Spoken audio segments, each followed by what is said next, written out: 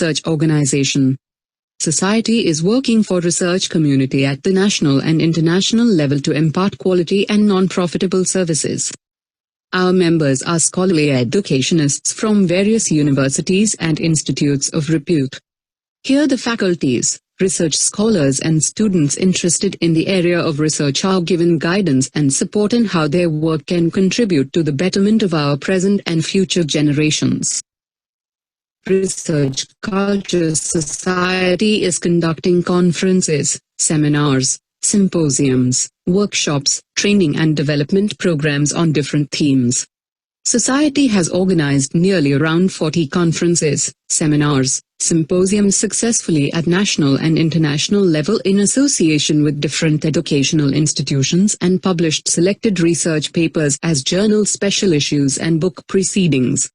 Society is running international level referred, peer-reviewed journals with ISSN and books publication with ISBN. Educational institutions, colleges, universities are being welcomed for Memorandum of Understanding and collaboration to organize events. Society is promoting and sponsoring educational events as well as publishing research work in collaboration. Society also offers membership. The journals associated with Research Culture Society referred, indexed and with high impact factor. Society journals are publishing research papers, articles in all fields and subjects related to sciences, health sciences, engineering, agriculture, pharmacy, commerce, management, social sciences, arts, humanities, education, law and life skills. Research Culture Society also publishes book in both print and online with ISBN. It will also be a co-sponsor for organizing conferences and seminars. Research Culture Society also provides print and online book publications with ISBN. Society invites book publication in all study subjects and categories, thesis converted into book and conference proceedings publication also available.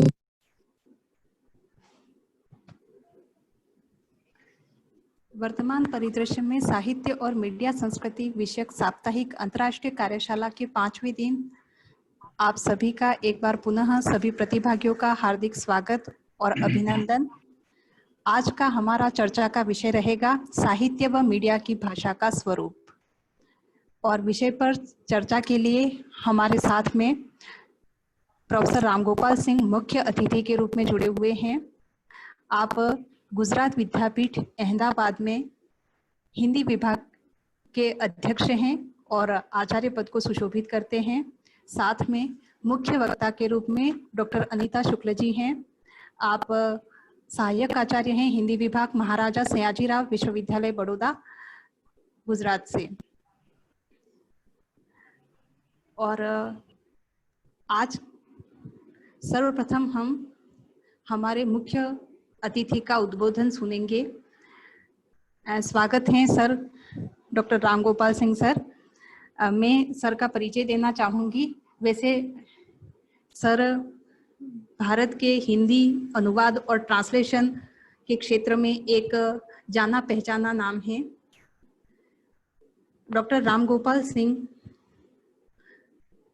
ने कई पुस्तकों की रचना की हैं, जिसमें बैंकों में प्रयुक्त हिंदी की वाक्य रचना, शैली विज्ञान की अनुवाद में उपयोगिता, हिंदी वाक्य रचना पर अंग्रेजी का प्रभाव, तुलसी के काव्यादर्श, अनुवाद विज्ञान स्वरूप और समस्याएं, हिंदी भाषा पर फारसी और उर्दू का प्रभाव, विश्व की भाषाओं का वर्गीकरण, कबीर के काव्य सिद्धांत, अनुवाद की परंपरा, प्रयोजन मूलक भाषा और अनुवाद, पत्रकारिता प्रशिक्षण, हिंदी में मीडिया लेखन और अनुवाद, प्रयोजन मूलक हिंदी, आधुनिक हिंदी व्याकरण तथा अन्य कई संपादित पुस्तकें उनके द्वारा प्रकाशित हो चुकी हैं। साथ में उनके काव्य संकलन नदी किनारे, जो कि बहुत चर्चित रहा है, और कई पत्र पत्रिकाओं में उनकी शताधिक कविताएं प्रकाशित हैं। वे अखिल भारतीय अनुवाद परिषद की हिंदी भाषा साहित्य एवं शोध की त्रैमासिक पत्रिका शोध भारती, अनुवाद विधा की प्रतिष्ठित त्रैमासिक पत्रिका अनुवाद भारती तथा हिंदी भाषा साहित्य शोध परिषद की त्रैमासिक पत्रिका हास्य व्यंग्य भारती का संपादन भी निरंतर कर रहे हैं। साथ ही यह बताना भी उल्लेखनीय है कि आप अखिल भारतीय अनुवाद परिषद के अध्यक्ष हैं और अखिल भारतीय हिंदी भाषा शोध परिषद के अध्यक्ष हैं। कई राष्ट्रीय स्तर के पुरस्कार और अंतर्राष्ट्रीय स्तर के पुरस्कारों से आप सम्मानित हैं। आपको हमारे बीच में पाकर हम गर्व से अभिभूत हो रहे हैं और आपको सुनना हमेशा सौभाग्यवर्धक रहता है, हमेशा ज्ञानवर्धक रहता है। सर, आपका बहुत बहुत स्वागत है इस कार्यक्रम में। और सबसे अच्छी बात है कि सर बहुत ही उच्च स्तर के तथ्यों के साथ में भाषा और साहित्य के पक्षों पर अपनी बात रखते हैं। प्रयोजन मूलक हिंदी के क्षेत्र में इनकी विशेषज्ञता है, अनुवाद के क्षेत्र में आपकी विशेषज्ञता है और सबसे अच्छी बात है कि सर का बहुत ही सहज स्वभाव है और बहुत ही सहजता के साथ में अपनी बात कहते हैं। आपका बहुत बहुत स्वागत है सर। मैं आमंत्रित करती हूँ प्रोफेसर रामगोपाल सिंह को कि वे अपना वक्तव्य प्रदान कर हमें और प्रतिभागियों को लाभान्वित करें। स्वागत सर। जी हेलो। हाँ जी सर, आपकी आवाज आ रही है। कार्यशाला के आयोजक महोदय, संयोजक डॉक्टर विदुषी आमेटा जी, आज की मुख्य वक्ता डॉक्टर अनीता शुक्ल जी एवं जो भी सभी जुड़े हुए हैं, सभी माननीय जो भी व्यूअर्स हैं, श्रोतागण। आज का जो विषय है साहित्य मीडिया की भाषा का स्वरूप, मुझे थोड़ी सी बात शुरुआत से करनी होगी, क्योंकि जब छायावाद था, लेकिन वो समय देखिए जब फोर्ट विलियम कॉलेज 1800 ईस्वी में कलकत्ता में जब स्थापित हुआ और जब वहां जॉन गिलक्रिस्ट उसके प्रिंसिपल थे, वहां से उन्होंने एक नींव डाली। हालांकि एक अंग्रेज ने एक समाचार पत्र निकाला था, नींव डाली, लेकिन उस नींव से जुड़ करके हमारे उस समय के पंडित युगल किशोर शुक्ल ने 30 मई 1826 को जो उदंत मार्तंड पत्र निकाला, उस उदंत मार्तंड पत्र में उन्होंने फोर्ट विलियम कॉलेज की भाषा ली। हालांकि फोर्ट विलियम कॉलेज में उस समय जो जॉन गिलक्रिस्ट थे, जॉन गिलक्रिस्ट समर्थक थे खड़ी बोली, जिसे आप आज खड़ी बोली कह रहे हैं, खरी है इसमें, लेकिन जॉन गिलक्रिस्ट ने इस भाषा में जो गद्य है, इस गद्य में उन्होंने अंग्रेजी व्याकरण पूरा का पूरा डाल दिया था। अगर आप उस समय के शुरुआत के 4 गद्यकार देखें, चाहे वहां से आप बिल्कुल शुरुआत में जाएं, लल्लू लाल जी, सदल मिस, आप वहां से इंशाल्लाह खां अगर उनको देखें जो प्रथम गद्यकार हैं, ये सब इसी कॉलेज के भाषा मुंशी हैं। इसलिए यहाँ जो ये लोग अनुवाद किया करते थे, जैसे प्रेम सागर है 1803 का, इन्हीं का, लल्लू लाल जी का, अगर इसको आप देखें तो सबसे पहले भारतीय भाषाओं में या हिंदी में अगर कहें तो सबसे पहले विराम व्यवस्था अंग्रेजी की इसमें दिखाई देती है। अगर कॉमा कहें, सेमीकोलन कहें, कॉलन कहें, पहले ही पन्ने पर इस पर दिखाई देते हैं। हालांकि उस समय छायावाद आप कहें, उस समय अगर समय कहें तो उस समय रीतिकाल का समय था, लेकिन रीतिकाल के समय में ब्रज भाषा पूरी तरह हावी थी, लेकिन ये कॉलेज खड़ी बोली गद्य का समर्थन कर रहा था।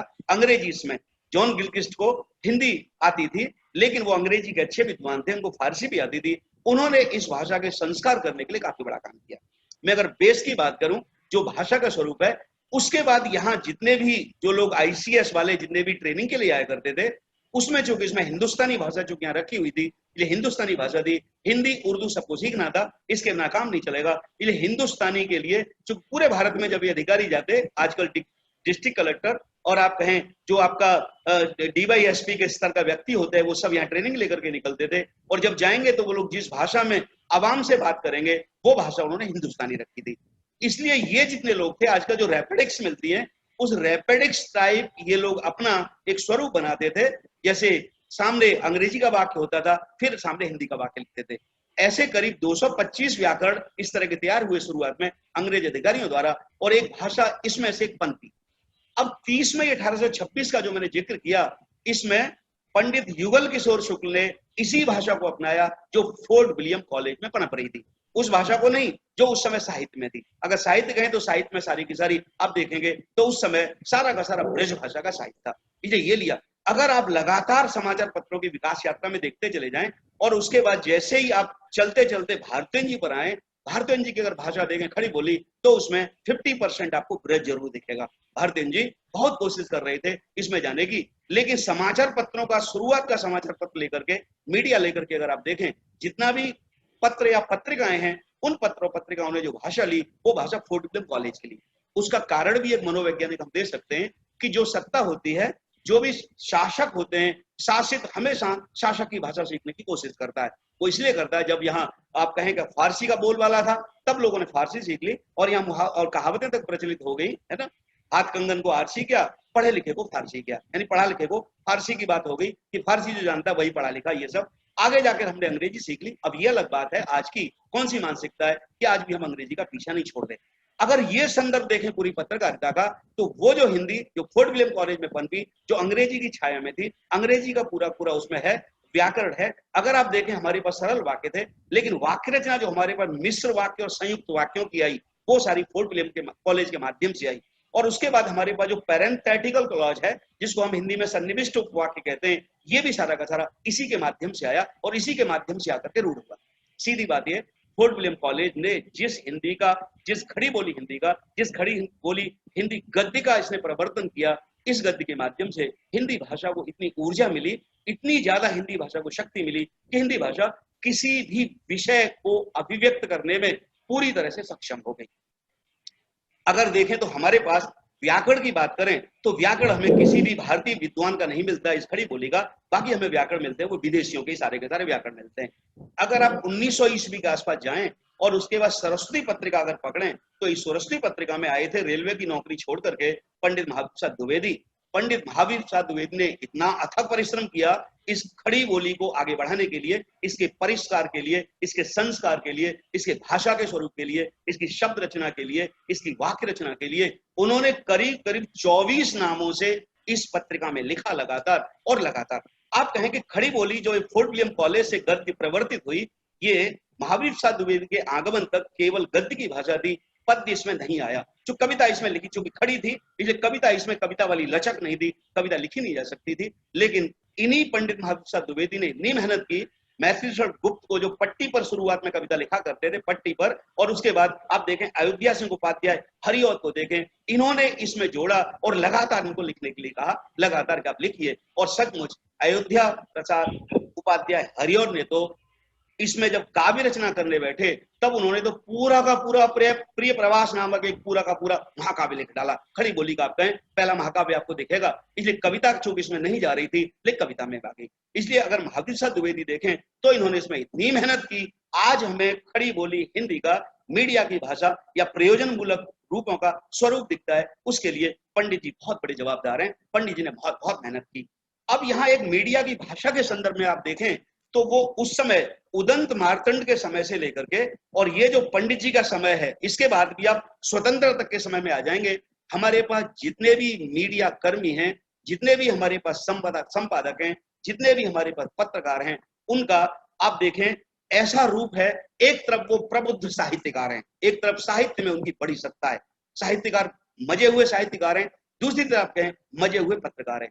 एक समय ऐसा था, वो समय शुरुआत का जो लंबा समय है, वो समय ऐसा है कि जो मजे हुए साहित्यकार हैं वो मजे हुए पत्रकार हैं। और जो भी साहित्यकार की उस समय इस तरह का हो गया था, कोई भी साहित्यकार बड़ा है तो उसे कोई ना कोई पत्रिका या पत्र निकालना पड़ेगा। आप जानते हैं कि लगातार ये संदर्भ रहा और लगातार महावीर प्रसाद द्विवेदी ने इतना किया कि जब सरस्वती पत्रिका में शुरुआत में प्रसाद जी नहीं छप पाया करते थे अपनी भाषा की वजह से, तब प्रसाद जी ने अपने भतीजे से इंदु पत्रिका निकलवाई और उसमें प्रेमचंद जी को आप जानते हैं, प्रेमचंद जी हंस को इतने लंबे समय तक उन्होंने पत्रिका लगातार, इसलिए जो भी साहित्यकार आप लेंगे वो एक अच्छे पत्रकार मिलेंगे।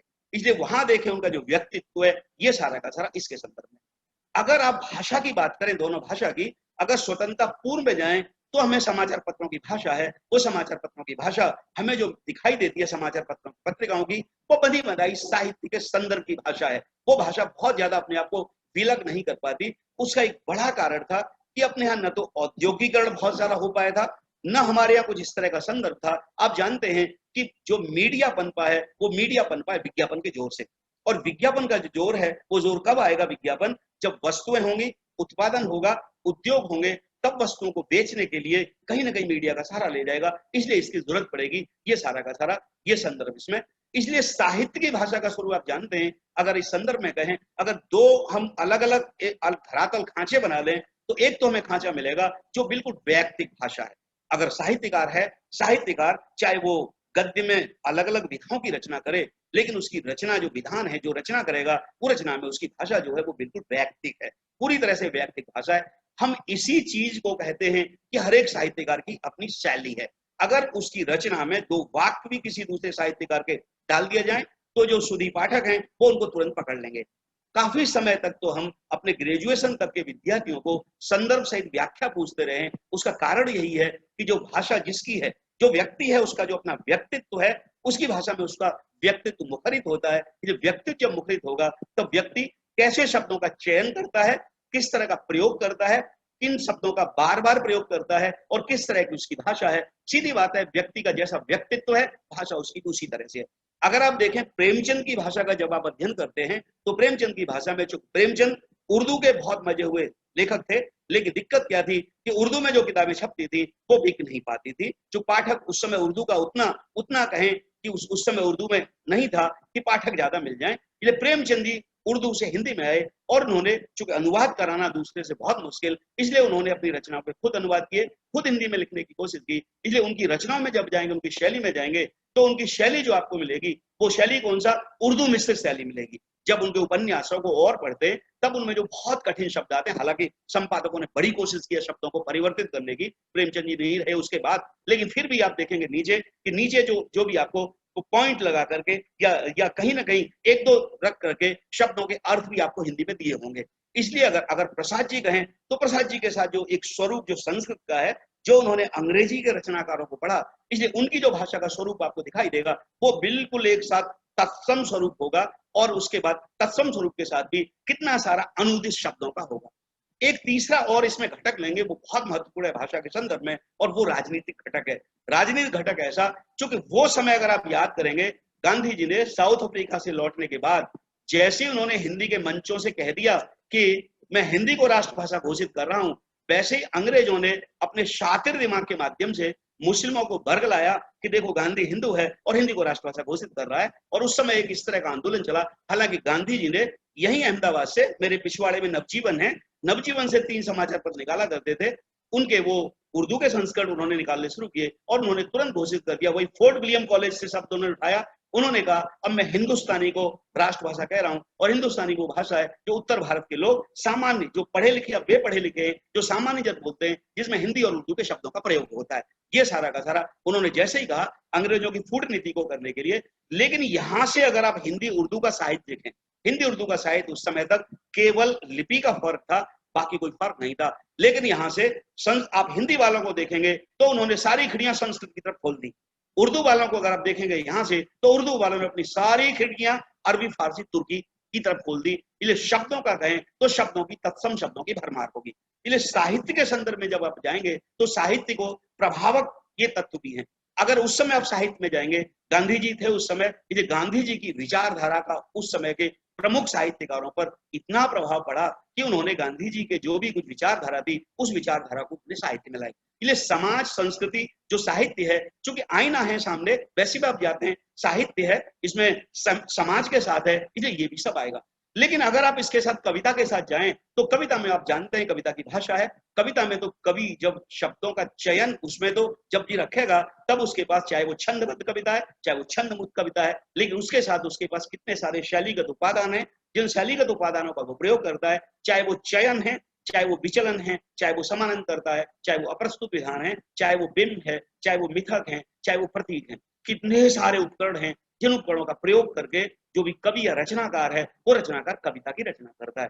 कविता की रचना धर्मिता है, वो रचना धर्मिता सामान्य रचना धर्मिता से काफी कठिन है। इसलिए कवि बनना आज भी अगर कहें, बेशक छंद नहीं है, छंद मुक्त है, लेकिन तो भी कहीं ना कहीं उसमें काफी परिश्रम है, और उनमें से भी जो बहुत परिश्रम करते हैं वही अच्छे कवि बन पाते हैं। बाकी तो कवियों को हम आमतः अपने आसपास देखते हैं कि बेचारे कविता तो लिखते हैं और कविता लिखने के बाद वो कई बार अपनी रचनाओं को छप पाने के लिए प्रकाशकों के पास दौड़ते हैं और प्रकाशक उनको खूब ठगते हैं। प्रकाशक भी बिना पैसे लिए दिए उनकी रचना नहीं छापते, उतनी छापते हैं जितना उनसे तय होता है, 50-100। उनको पता है कि रचना बिकेगी नहीं। ये संदर्भ, इसलिए साहित्य के संदर्भ में भी साहित्य की जितनी भी विधाएं हैं उन विधाओं का संदर्भ जाएंगे।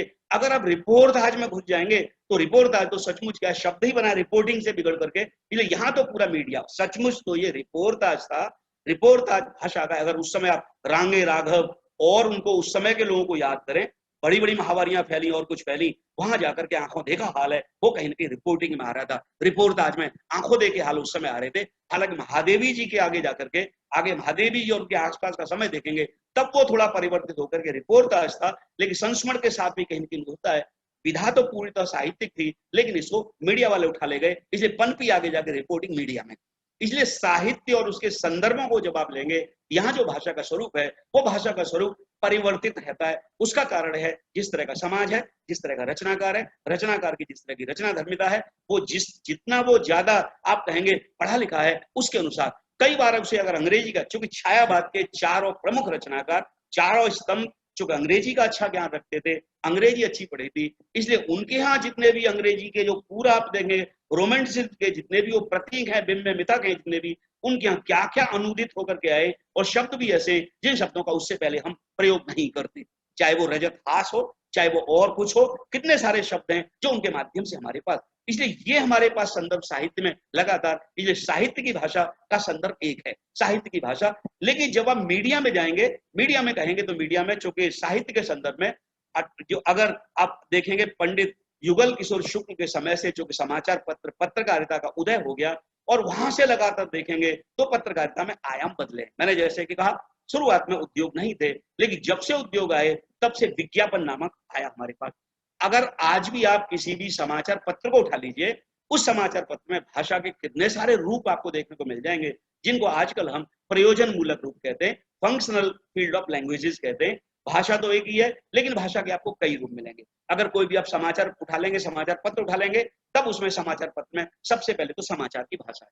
बड़ी मुश्किल है आजकल विज्ञापन समाचार पत्रों के ऊपर इतना हमला करते हैं, इतने हावी हो जाते हैं कि उसमें विज्ञापन इतने ज्यादा, जितने विज्ञापन आते हैं, विज्ञापन आने के बाद जो जगह बचती है उसमें समाचार छापने को, समाचार पत्र निकालने वाले को मजबूर होना पड़ता है। कारण सबसे बड़ा ये है कि इस समय समाचार पत्र, ये मीडिया जितना भी है, ये जब से उद्योग बना है तब से हालत इसकी खराब हो गई है, क्योंकि ये धंधा बन गया है और इसमें ऐसे लोग आते हैं जिनका इनसे कोई लेना देना नहीं, वो बहुत बड़ा निवेश करते हैं, हजारों करोड़ का निवेश करते हैं, निवेश करने के बाद काफी अच्छा उसमें से कमाते हैं। वो समय याद करिए, गांधी जी जब अहमदाबाद से अपने 3 समाचार पत्र निकाला करते थे, उन सबके वो हिंदी के संस्करण भी निकालते थे, उर्दू एक हिंदी का थे, गुजराती का थे, अंग्रेजी का था, उनके संस्करण भी निकालते थे। लेकिन गांधी जी ने उस समय नीति बनाई थी कि वो अपने किसी भी अखबार के लिए विज्ञापन नहीं लेंगे। उनका कहना था विज्ञापन दाता अप्रत्यक्ष रूप से कहीं ना कहीं उसकी जो नीति है वो समाचार पत्र की नीति को प्रभावित करती है। इसलिए समाचार पत्र अपनी जो वाणी है, अपनी जो भाषा है, अपना जो कहना चाहता है उसे नहीं कह पाता, बल्कि उसका गला अवरुद्ध हो जाता है।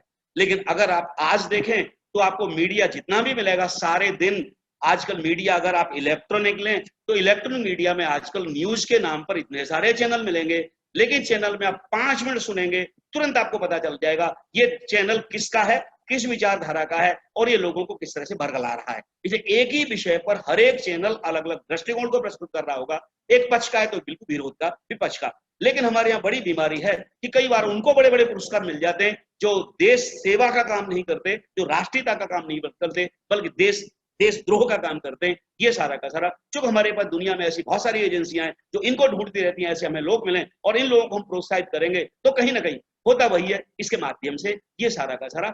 इसलिए जैसा कि मैंने कहा समाचार पत्र भी अगर आप उठाएं तो समाचार पत्रों को उठाएं और उसके बाद आपको उसमें समाचार की भाषा मिलेगी। समाचार की भाषा भी है तो उसके हम शीर्षकीकरण है, उसकी भाषा भी बिल्कुल अलग है। विज्ञापन भरे हुए हैं, इसलिए विज्ञापन की बिल्कुल भाषा है, उसमें भाषा है, वो भाषा बहुत कम विज्ञापन की भाषा है। विज्ञापन के साथ उसमें खेलकूद के पन्ने, खेलकूद की भाषा है, बाजार भाव की भाषा है, उसमें आप देखेंगे तो उसमें आपको शेयर मार्केट की भाषा, उसमें कितने तरह के आपको भाषा के रूप मिल जाएंगे एक ही समाचार पत्र में। लेकिन अगर आप पत्रिकाओं में जाएं तो समाचार पत्र तो विज्ञापनों के माध्यम से खूब सारा कमा लेते हैं, लेकिन हमारे यहाँ registrar of newspaper of India इतनी अनुमति नहीं देता पत्रिकाओं को। पत्रिकाएं अपने जो कवर पृष्ठ हैं उन कवर पृष्ठ में, पहले कवर पृष्ठ पे तो विज्ञापन आ नहीं सकता, कवर पृष्ठ 2, कवर पृष्ठ 3, कवर पृष्ठ 4 पे ज्यादातर पत्रिकाएं विज्ञापन इसलिए लेती तो उसमें उनकी विचारधारा होती है, इसलिए विज्ञापन बड़ी मुश्किल से 2 या 3 मिल पाते हैं। अंदर के पन्नों पर विज्ञापन छुपा के छोटे मोटे डाल देते हैं और उनको सबको पता है कि पत्रिका जब छप रही है तब पत्रिका में विज्ञापन ज्यादा देने से फायदा क्या होगा, उसके पाठक ही कितने हैं। और आप जानते हैं बड़ी बड़ी नामी पत्रिकाएं, बड़ी बड़ी नामी पत्रकार, उनकी पत्रिकाएं भी काल कबलित हो गई।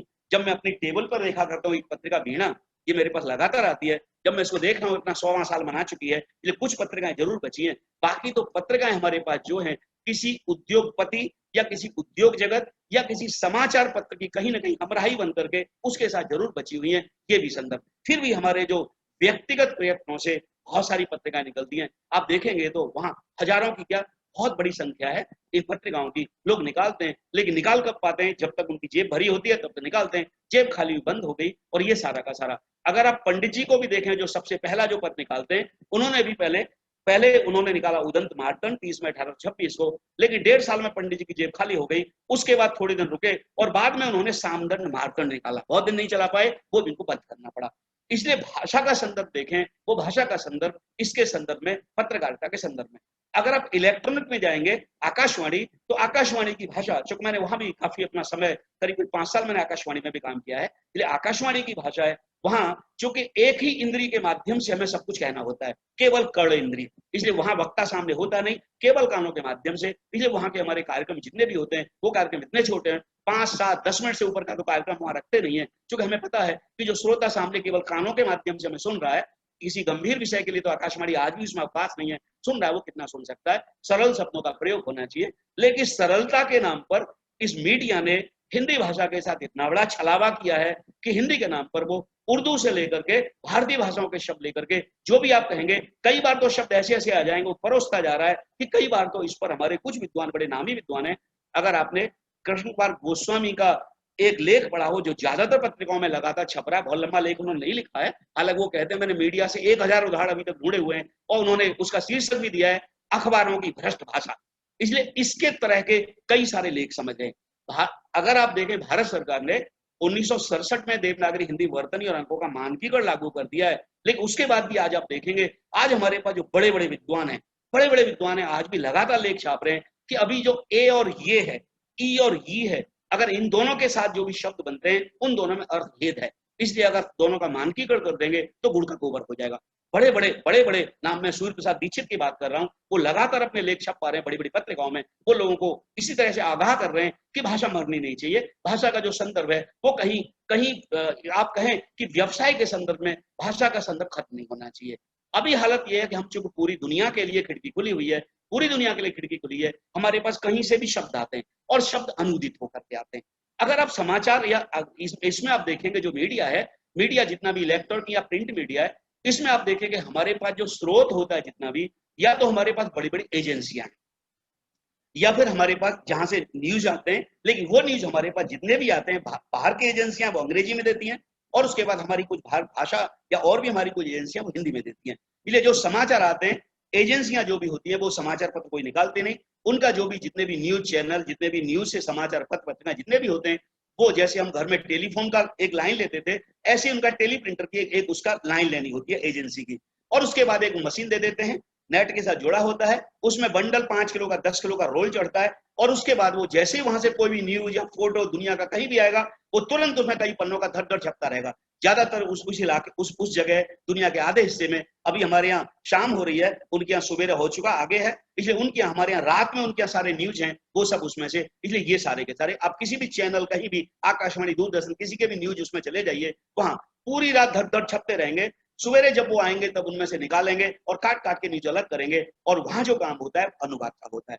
आज भी आप रखिए कि हमारे पास जितने भी, चाहे वो समाचार पत्र हैं, चाहे वो आप पत्रिका न्यूज के संदर्भ की, या फिर आपके इलेक्ट्रॉनिक मीडिया जितना भी, आकाशवाणी, दूरदर्शन जितना भी है, हमारे पास इलेक्ट्रॉनिक मीडिया है, इसमें होता क्या है, इसमें आप देखेंगे जो इसका, अगर आप इसमें जाएंगे, इसके न्यूज में जाएंगे, तो न्यूज में जितने भी होंगे, जितने भी वहां पद नाम है, लेकिन उस पद नाम में सबके साथ कम ट्रांसलेटर जोड़ा होगा, चाहे वो न्यूज एडिटर कम क्योंकि ट्रांसलेशन वहां सबको करना है, ट्रांसलेशन है अनुवाद के माध्यम से।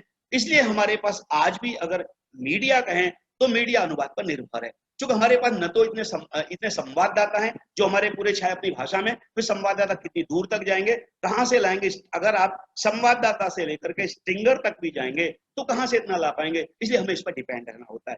या फिर हमारे पास आप देखिए, हमारे यहाँ बड़ा ही हमारा दुर्भाग्य है, हमें स्वतंत्र हुए इतना समय हो गया, कल हम अपना स्वतंत्रता दिवस भी मना रहे हैं, लेकिन इतने लंबे समय में भी हमारा इतना बड़ा दुर्भाग्य है कि हमारे पास जितना भी लोग लड़ते झगड़ते हैं, पुलिस स्टेशन जाते हैं, लड़ते झगड़ते हैं, कोर्ट कचहरी जाते हैं, लेकिन वहां से हमें कुछ भी, कोई भी वहां निर्णय आए, कुछ भी मिलता है तो पता नहीं उनकी जबान से क्यों अंग्रेजी निकलती है। इसलिए ये सारा का सारा हमारे जितने भी जो हिंदी के माध्यम से फिल्मों का जाएंगे, जो बड़े बड़े हमारे यहाँ आप कहेंगे, जो बड़े बड़े आप कहेंगे हीरो हीरोइन है, लेकिन वो भी जब मुंह खोलते हैं तो पता नहीं कि उनके मुंह से अंग्रेजी टपकती है, हिंदी में पता नहीं कि उनको शर्म आती है, जबकि जितना भी पैसा खाते हैं वो सारा हिंदी का खाते हैं, हिंदी का खाते हैं, हिंदी का ये सब करते हैं, ये सारा का सारा। इसलिए अभी हमारा इतना बड़ा दुर्भाग्य है कि हम इसके माध्यम से अभी आप मीडिया, अगर आप समाचार पत्र देखेंगे, समाचार पत्रों ने तो हिंदी के नाम पर उर्दू के शब्दों का ऐसा घालमेल किया है कि भाषा को बिगाड़ते चले जा रहे हैं। और कई बार क्योंकि जगह उनके पास कम है,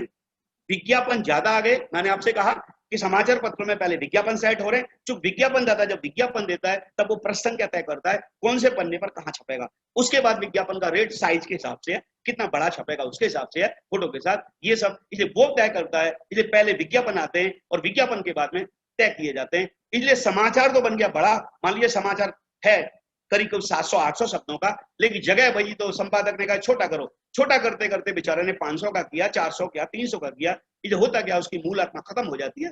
कितने सारे हमारे रीजनल लैंग्वेज के समाचार पत्र हैं, उनकी हालत तो पुरानी वाली चली आ रही है। वो तो कोई एक न्यूज देंगे थोड़ा सा और आगे जाके तीसरी बड़ी मुश्किल से आप देखेंगे 1 इंच पर जाके लिखा होगा शेष कौन से भाग पर है। पत्रिकाओं की भी हालत है शेष भाग, और आप जानते हैं जब शेष भाग के लिए जब आप आगे पहुंचते हैं तब तक आपका पूरा लिंक टूट जाता है। हालांकि जो नेशनल अखबार हैं, जो नेशनल स्तर की, राष्ट्रीय स्तर की पत्रिकाएं, उनमें ऐसा नहीं है। अभी ये जो चल रहा है, ये जो पुरानी जो ट्रेंड्स है वो हमारे पास इनमें जरूर चल रहा है।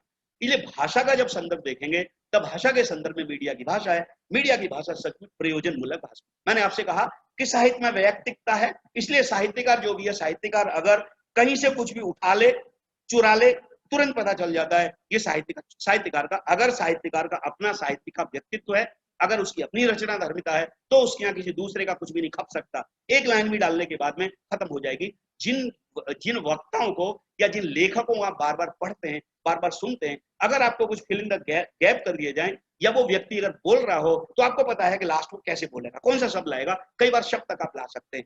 ये मैंने कहा ये उनकी शैली है, व्यक्ति है, व्यक्ति का व्यक्तित्व है, और व्यक्तित्व है वो क्या, उनकी शैली है। मैं जो अभी आपसे बात कर रहा था। लेकिन प्रयोजन मूलक क्षेत्र में जाएंगे, प्रयोजन मूलक व्यवसाय है, वहां उसकी कोई शैली, साहित्यिकता अगर आई है तो केवल विज्ञापन में। बाकी अगर आप देखेंगे दूसरे जितने भी क्षेत्र हैं उनमें क्या निर्वैयक्तिकता है, व्यक्ति गायब हो जाता है। व्यक्ति ने अनुवाद किया, उसके पैसे लिए, अब उसका कोई वहां अहमियत नहीं है। साहित्यकार की भाषा में साहित्य की अहमियत है, लेकिन वहां नहीं है। फिर वहां साहित्यकार की अपनी भाषा है, अपनी भाषा है, वो उसका रचनाकार स्वयं है, उसका ब्रह्मा वो स्वयं है। लेकिन प्रयोजन मूलक क्षेत्र है, इनका वो ब्रह्मा स्वयं व्यक्ति नहीं है, बल्कि जो व्यवसाय है, इनमें बधी बंधाई भाषा है, बने बनाए शब्द हैं, इनमें पर्यायवाचिता होती नहीं, इनमें विलोमार्थता होती नहीं, इनमें मुहावरे होते नहीं, कहावतें होती नहीं, इसमें केवल पारिभाषिक शब्द होते हैं। अगर आप समाचार पत्रों में भी निविदा भी देखेंगे तो निविदा पढ़ने के बाद, हालांकि समाचार पत्र हम जो भी पढ़ा करते हैं हम केवल अपने मतलब का पढ़ते हैं, बाकी हम पढ़ते चले जाते हैं। हालांकि समाचार पत्र भी साहित्यकारों को रिझाने के लिए, जो आप कहें जो कि ज्ञान कर्मी हैं, उनको रिझाने के लिए एक बीच का पन्ना एक संपादकीय लाता है। लेकिन समाचार पत्र खुद अपना हर बार कहीं ना कहीं सर्वे करते रहते हैं, और उनको पता है कि उनके अगर समाचार पत्र के पाठक 9 लाख हैं तो उस पन्ने के पाठक पढ़ने वाले 1000 भी नहीं है, कुछ 100 के अंदर भी सिमट के रह जाते हैं। जो वो पन्ना बिल्कुल पूरी तरह साहित्य के रूप में बड़ा भारी होता है, अलग अलग विचारधाराओं का। हालांकि समाचार पत्र का भी आपका नजरिया भी उसी पन्ने पर दिखाई देता है। इसलिए ये जो संदर्भ है, इसलिए जब मीडिया की भाषा कहेंगे तब मीडिया की भाषा कहेंगे तो उसके बहुत सारे खाने और खांचे, उसमें एक स्वरूप नहीं है, उसके अलग अलग। अगर आप समाचार पत्रों में जाएंगे तो समाचार पत्रों के जो संपादक हैं वो भी क्राइम वाला बिल्कुल अलग है, उसकी भाषा है, उसके शब्द हैं बिल्कुल अलग है। विज्ञापन का बिल्कुल अलग है सारा का सारा, उसमें जितने भी हैं। अगर खेलकूद का बिल्कुल अलग है, अगर आप व्यवसाय का कहेंगे व्यवसाय के संदर्भ में उनके बिल्कुल अलग है, अलग उनकी डेस्क है। और उनमें जब व्यक्ति को रखा जाता है तब देखा जाता है व्यक्ति इस भाषा में निपुण है या नहीं है, ये सब उसकी पूरी टीम है। इसलिए वहां क्या है, प्रयोजन मूलक स्वरूप मिलेंगे आपको, कई सारे प्रयोजन मूलक स्वरूप मिलेंगे जिनकी अपनी शब्दावली है, अपना सारा का सारा प्रयोग का क्षेत्र है, ये सारा का सारा। इसलिए मीडिया की भाषा कहेंगे तो मीडिया की भाषा एक। अगर आप आकाशवाणी के संदर्भ में जाएंगे, मैंने आपसे कहा कि आकाशवाणी बहुत गंभीर विषय के लिए आज भी प्लेटफॉर्म नहीं है। हालांकि दूरदर्शन गंभीर विषय के लिए प्लेटफॉर्म इसलिए हो सकता है कि उसमें व्यक्ति के कम से कम आंखें हैं, वो चित्र पर चली जाती हैं, वो कहीं ना कहीं 2 इंद्रिय एक साथ बढ़ती हैं, तब व्यक्ति ज्यादा देर तक सामने टिक सकता है, ये सारा का सारा ये सब। इसलिए यहाँ जरूर ये सब है, गंभीर विषय पर और चर्चा, ये सारा का सारा। लेकिन अगर आप व्यवसाय देखें तो व्यवसाय अब समय उपनिवेश देखें इस समय उपनिवेश की दृष्टि से हिंदी एक आप पूरी दुनिया पर गए तो हावी होती चली जा रही है। इसलिए हिंदी का अब जो भाषा का स्वरूप पनप रहा है जो भारत का है, वही आप देखेंगे मॉरिशस का। अगर देखें, मैं बोलचाल की भाषा की बात नहीं कर रहा, क्योंकि जब आप बोलचाल की भाषा की बात करेंगे तो व्यक्ति की मातृभाषा है, वो कहीं ना कहीं उसे अतिरंजित करेगी। व्यक्ति कितने ही बनने की कोशिश करे, व्यक्ति कितने अपने आप को छुपाए, लेकिन जहां भी वो फंसेगा उसकी मातृभाषा के बीच में खड़ी हो जाएगी। इसलिए व्यक्ति को आप सुनते ही तुरंत पकड़ लेते हैं व्यक्ति की मातृभाषा कौन सी है, व्यक्ति के लटके झटके बता देते हैं। लेकिन जब भाषा के एक मानक स्वरूप में जाएंगे तो वो मानक स्वरूप जो आपको पूरी दुनिया में दिखाई देगा, वो पूरी दुनिया का स्वरूप दिखेगा, वो करीब करीब एक दिशा में बढ़ रहा है, वो सारा का सारा। लेकिन आपको भाषा के जो रूप मिलेंगे, रूप चूंकि मुन्ना भाई एमबीबीएस बार बार दिखाई जाती है, आप देखते हैं जो बंबईया हिंदी है, जो कलकतिया हिंदी है, आपको इस तरह के स्वरूप भी बहुत सारे दिखेंगे जो फिल्मों हैं, जो भी आप फिल्मों में हैं, या फिर जो भी आप कहेंगे कितने सारे लोग हैं जो लोग करीब दूसरे व्यवसायों से है, उनके व्यावसायिक गुण मिल जाएंगे।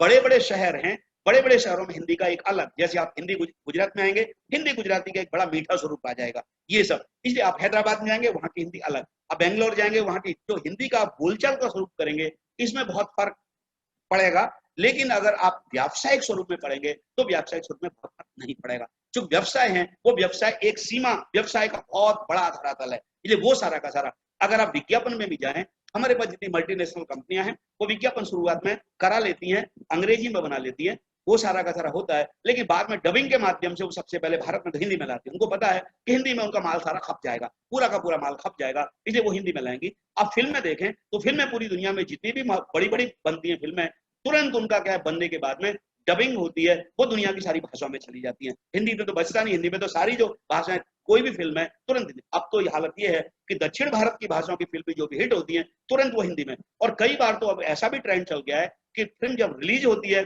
तभी वो 2-2, 3-3 भाषाओं में होती है। इसका सबसे बड़ा कारण ये है, फिल्म पर जो सबसे बड़ा खर्चा होता है, वो खर्चा तो उसका पिक्चर है, जो उसका जो भी शूटिंग करने में होता है, लेकिन यहाँ तो केवल भाषा बदलनी है, बाकी सब कुछ वही रहना है। लेकिन उसमें जो डबिंग के लिए लोगों को बिठाया जाता है, अनुवाद के लिए, वो उनका मुख जिस तरह से खुलता है उसके अनुसार शब्दों के साथ शब्द लाते हैं, उनको करके फिर भाषा की पट्टी अलग, पहली को निकाल करके दूसरी कर दी जाती है। हालांकि मेहनत का काम है, लेकिन इसमें लोग सचमुच, अगर मीडिया की बात करें तो जो फिल्म का है इसमें सबसे ज्यादा कमा रहे हैं। अभी चूंकि इंटरनेट का जमाना है और इंटरनेट का जमाना है, इसलिए अनुवाद का सचमुच बहुत बड़ा, अभी कहें तो अनुवादक के लिए इसमें बहुत बड़े अवकाश हैं, ये सारा का सारा।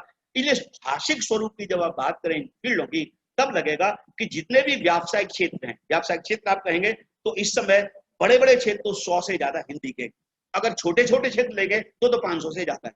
500 से ज्यादा मैं इसलिए कह रहा हूं कि अगर आप मेडिकल साइंस के लेंगे तो आपके जितना भी शरीर के जितने भी पुर्जे हैं, हर एक का अलग विज्ञान है, हर एक का आंखों का अलग विज्ञान, आप देखिए एक एक का अलग विज्ञान है। और कई बार तो उसका एक का डॉक्टर है, दांतों का डॉक्टर है, वो बेचारा बुखार का इलाज नहीं कर पाता। इसलिए इसमें जो आप कहें तो इतने सारे फील्ड हैं, विज्ञान के ऐसे इतने सारे फील्ड हैं, इनमें भी सब में अब हिंदी का जो स्वरूप बन रहा है, जैसे मैं अभी इसरो में या फिर पीआरएल फिजिकल रिसर्च, इनमें सब में जाएगा, इनके जो साइंटिस्ट हैं, इनकी हमें इनकी भाषा, चूंकि ये सारे के सारे जो भी सेमिनार करते हैं, इनके जो भी लोग हैं, जो साइंटिस्ट हैं, वो लेख अपना अंग्रेजी में तैयार करेंगे, लेकिन आजकल ओरिजिनल हिंदी में तैयार कर रहे हैं और बाद में उसका अंग्रेजी अनुवाद करते हैं। लेकिन इसकी भी भाषा देखें तो पूर्णतः मानक, क्योंकि यहाँ सबसे सुविधा ये होती है, इन क्षेत्रों में केवल पारिभाषिक शब्द होते हैं, शब्द सामान्य नहीं होते, और पारिभाषिक शब्द के लिए वैज्ञानिक तकनीकी शब्दावली आयोग ने 1 अक्टूबर 1961 से ही लगातार इतने प्रयास किए कि हमारे पास हिंदी के कितने शब्द हैं, आज भी कहेंगे तो हिंदी के शब्दकोश हैं। आप देखते हैं इसमें एंट्री कितनी है, ज्यादा 2-2.5 लाख शब्दों की एंट्री, ज्यादा उनमें से भी आपको आधे शब्द मृत दिखाई देंगे। और आप देखेंगे शुरुआत के पाली प्राकृत जो मर गए, आज का डेड वर्ड है, वो भी उसमें शामिल होंगे। लेकिन हमारे प्रयोजन मूलक के जो क्षेत्र हैं, इनमें करीब 20 लाख से ऊपर शब्द हैं। एक शब्द के लिए एक ही शब्द है, दूसरा शब्द है नहीं, एक शब्द के लिए एक ही शब्द बना है। ये हमारे जो प्रयोजन मूलक क्षेत्र हैं, इन क्षेत्रों में सबसे ज्यादा व्यवसाय, रोजगार, मीडिया। अब इसमें एक चीज जो सबसे बड़ी, चूंकि मैं मीडिया से भी काफी पहले से जुड़ा हुआ हूं, हमारे यहाँ चूंकि ये मीडिया के क्षेत्र में, समाचार पत्र पत्रिकाओं में या फिर जो भी चैनल्स वगैरह में जो भी हमारे पास से लोग जाते हैं, पत्रकार जाते हैं, इन पत्रकारों की जो फैक्ट्री है वो हमारे पत्रकार के पाठ्यक्रम है, पत्रकारिता के पाठ्यक्रम है, जो पूरे भारत में, चाहे वो सेंट्रल, डीम्ड या जो भी यूनिवर्सिटी, प्राइवेट यूनिवर्सिटियां, हर एक पाठ्यक्रम चला रही है। लेकिन हैरानी, हमने काफी इसके लिए भी बड़ी मेहनत की, लेकिन तो भी इन पर कोई फर्क नहीं पड़ा। आज भी अगर इनके पाठ्यक्रम में देखेंगे तो अनुवाद पर जरूर इनके हम मिल जाएंगे, पेपर मिल जाएंगे, लेकिन भाषा पर इनका एक भी पेपर नहीं मिलेगा। भाषा के संदर्भ में, भाषा किस तरह का, भाषा के संदर्भ में, इसलिए वो जो निकलेंगे ये भी नहीं पता होगा कि वो शब्दों का प्रयोग करें, वो ये नहीं जानते कि शब्द कितने तरह के होते हैं, तत्सम भी होते हैं, तद्भव भी होते हैं, देशज भी होते हैं, विदेशी भी होते हैं, अज्ञात भी होते हैं, व्युत्पत्तिक होते हैं, ये सब, इसलिए उनको कुछ नहीं पता होता। इसलिए भाषा का जो संदर्भ है, भाषा की उनको ट्रेनिंग नहीं दी जाती। उनको ये कहा जाता है कि करत करत अभ्यास के, आप यहाँ से ट्रेनिंग लीजिए, थोड़ा अंश सिखाएंगे, उसके बाद कहीं जुड़ेंगे, और जुड़ने के बाद में इसलिए अनुभव है कि शुरुआत में कोई आपको 5,000 देगा और करते करते आप पूरा का पूरा लाखों पर पहुंच जाएंगे, ये सारा का सारा। नहीं तो दूसरे तरीके आजकल हैं ही, क्योंकि हमारा मीडिया है, जो मीडिया जिसके माध्यम से, जिसकी वजह से जो प्राइवेट मीडिया है, प्रिंट मीडिया है या दूसरा मीडिया भी जो बदनाम हो रहा है, वो बदनाम इसलिए हो रहा है, वही है कि लोगों को कहीं ना कहीं लोगों से ब्लैकमेल करके, उधर तो कमाई नहीं हो रही, वहां करें। हालांकि एक समय था, मैं जानबूझ के भाषा की बात कर रहा हूं आपसे इस संदर्भ में, पहले आप पुलिस वालों से इतना नहीं डरते। पुलिस वाला अगर कोई अपने स्कूटर किसी के पीछे भी अगर PRESS लिख देता था, तो किसी पुलिस वाले की क्या मजाल पे उसको हाथ भी लगा दे, बेशक 20 सड़क पर खड़ी रहे। हालांकि कोर्ट बीच में आई तब इनका जरूर हुआ। इसलिए कई बार क्या है कि जब हम भाषा की बात करते हैं, लेकिन भाषा कई बार गौड़ हो जाती है, व्यवसाय प्रमुख हो जाता है, और व्यवसाय प्रमुख होता है। आज भी आप साहित्यकार का केवल कितने भी गिल्ड बन गए हों, साहित्यकार के लिए आज भी कहीं भी कोई भी नहीं है। लेकिन पत्रकार बेशक प्राइवेट है, प्राइवेट धंधा बनिए की दुकान है। पत्रकार आजकल आप देखिए कि जितने भी हमारे पास समाचार पत्र पत्रिकाएं, भारत सरकार कोई भी समाचार पत्र सरकारी माध्यम से कोई नहीं छपती है। तो कौन सी? वो मुख्य पत्र हैं, जिनको हम पत्रकारिता इसमें नहीं लेते। वो क्या है, वो इंटरनल सर्कुलेशन के लिए, आंतरिक वितरण के लिए वो जरूर आपको मिलेंगी। बाकी आप देखें तो भारत सरकार छापती है तो केवल एक समाचार पत्र छापती है, रोज का समाचार, एम्प्लॉयमेंट न्यूज। बाकी जितने भी न्यूज हैं, जितने भी सब बनिए की दुकान। अगर दूरदर्शन कहेंगे तो सरकारी चैनल DD जरूर मिलेंगे, बाकी जितने भी सब बनिए की दुकान। अगर इनमें अगर आप जाएंगे तो इनमें सब में आपको जो भी भाषा का स्वरूप मिलेगा, वो स्वरूप किसका, जो व्यक्ति उसका मालिक है वो तय करेगा कि उसे किस तरह के लोग लाने, किस तरह का लाना है, उसके माध्यम से ये सब। इसलिए अगर यहाँ जब भाषा के संदर्भ में जाएंगे तो यहाँ भाषा के संदर्भ में उतना आपको नहीं दिखेगा ये संदर्भ। लेकिन फिर भी मीडिया, जो प्रिंट मीडिया है, प्रिंट मीडिया बहुत महत्वपूर्ण है। जो लोग जो आंखों से देखते हैं, पढ़ते हैं, उसको वो मानक मान लेते हैं। इसलिए जब मानक मानते हैं तब कई बार छपते कितने से कई बार ऐसा होता है, प्रूफ रीडिंग अच्छी तरह नहीं हो पाती। आप समाचार पत्र रोज देखते होंगे, पत्रिकाएं भी देखते होंगे, लेकिन उनमें भी कई बार भूलें बहुत सारी दिखती हैं, कई बार भयंकर भूलें दिखती हैं। कई बार तो हालत ये होती है कि एक भूल है, जो भूल है वो कई बार अलग अलग पन्ने पर भी रिपीट हो रही है। और कई बार वो एक समय चला गया जब से हमारे पास स्पेल चेकर आया है, तब से। नहीं तो पहले तो हालत ये है, मुझे आज भी याद है, जब मैं दिल्ली में था, जो मैं दिल्ली यूनिवर्सिटी में पढ़ा, जब वहां था, तब तो एक समाचार पत्र की हालत ये हुई थी कि उसमें छप गया किसी का कुछ, सवेरे सारे घरों से समाचार पत्र इकट्ठा करना पड़ा था। क्योंकि अगर ये समाचार पत्र आगे जाकर के कोई कोर्ट केस हो जाता, आगे जाकर के, चूंकि आजकल लोग बेशक व्यक्ति की इनकम 1000 न हो, लेकिन जब दावा करता है तो वो करोड़ों में दावा करता है। ये सारा इस मीडिया ने आजकल हमारी जो गिनती है इसको तो इतना बिगाड़ा है, अंग्रेजियत मीडिया की भाषा पे इतनी हावी है कि हमारे पास तो आप देखें इकाई ढाई से लेकर के सैकड़ा, हजार, 10,000 से लेकर के लगातार संख्या आपको शंख 10 संख्या तक मिलेंगी। लेकिन हमारा जो मीडिया है वो तो 1000, इतने लाख, करोड़, इतने लाख, उससे ज्यादा जानता ही नहीं। ये जो सीधे कहेगा प्रधानमंत्री जी ने 20 लाख करोड़ का इतना दिया, इतना, अरे भाई हमारे पास तो बहुत बड़ी गिनती है। ये मीडिया क्या है कि उस संस्कृति को पता नहीं कि उनको क्यों नहीं पढ़ाया जाता, क्यों नहीं वो जानते।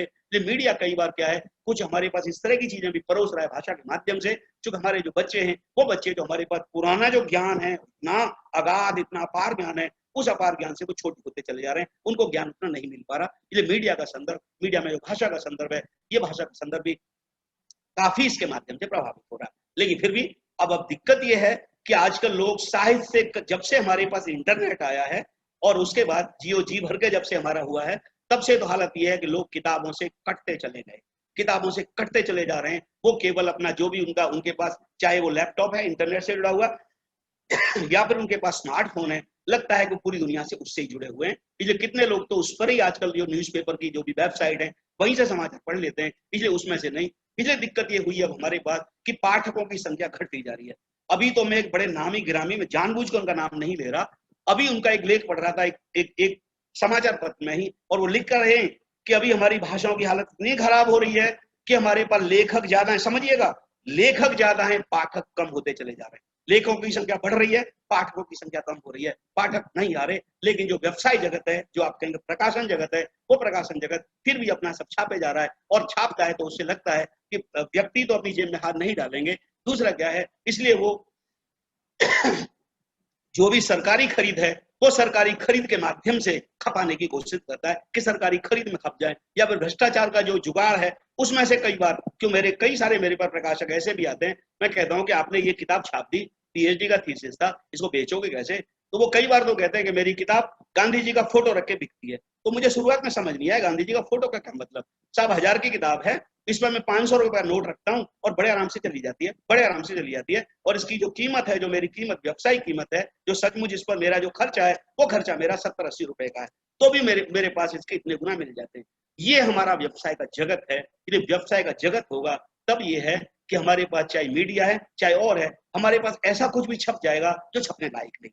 ये कई बार क्या है, हमारे गुरुजी भी, पूर्णनाथ तिवारी जी भी कहा करते थे, नगीन जी भी कहा करते थे, निर्मला जी भी लगातार कहा करती थी कि किताबें आपको लाइब्रेरी में बहुत सारी मिलेगी, अपने खींचेंगी, लेकिन हर एक किताब पढ़नी नहीं है।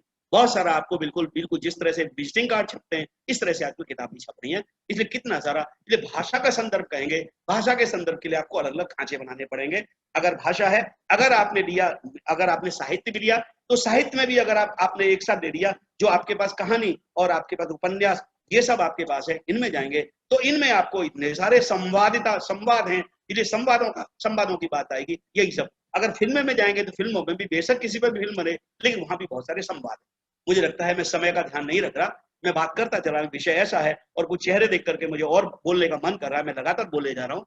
विदुषी मैंने मुझे टोके उससे पहले कह दूं, जो विषय ऐसा है कि आपके 2 घंटे मुझे अकेले कोई कम पड़ेंगे बोलने के लिए, इसलिए चूंकि मुख्य वक्ता है आज की, कई वो इंतजार में करें, क्योंकि विषय ऐसा है, इतना बड़ा है मीडिया, इसका जो साहित्य और मीडिया का, अभी भाषा का स्वरूप एक साथ परिवर्तित हो रहा है।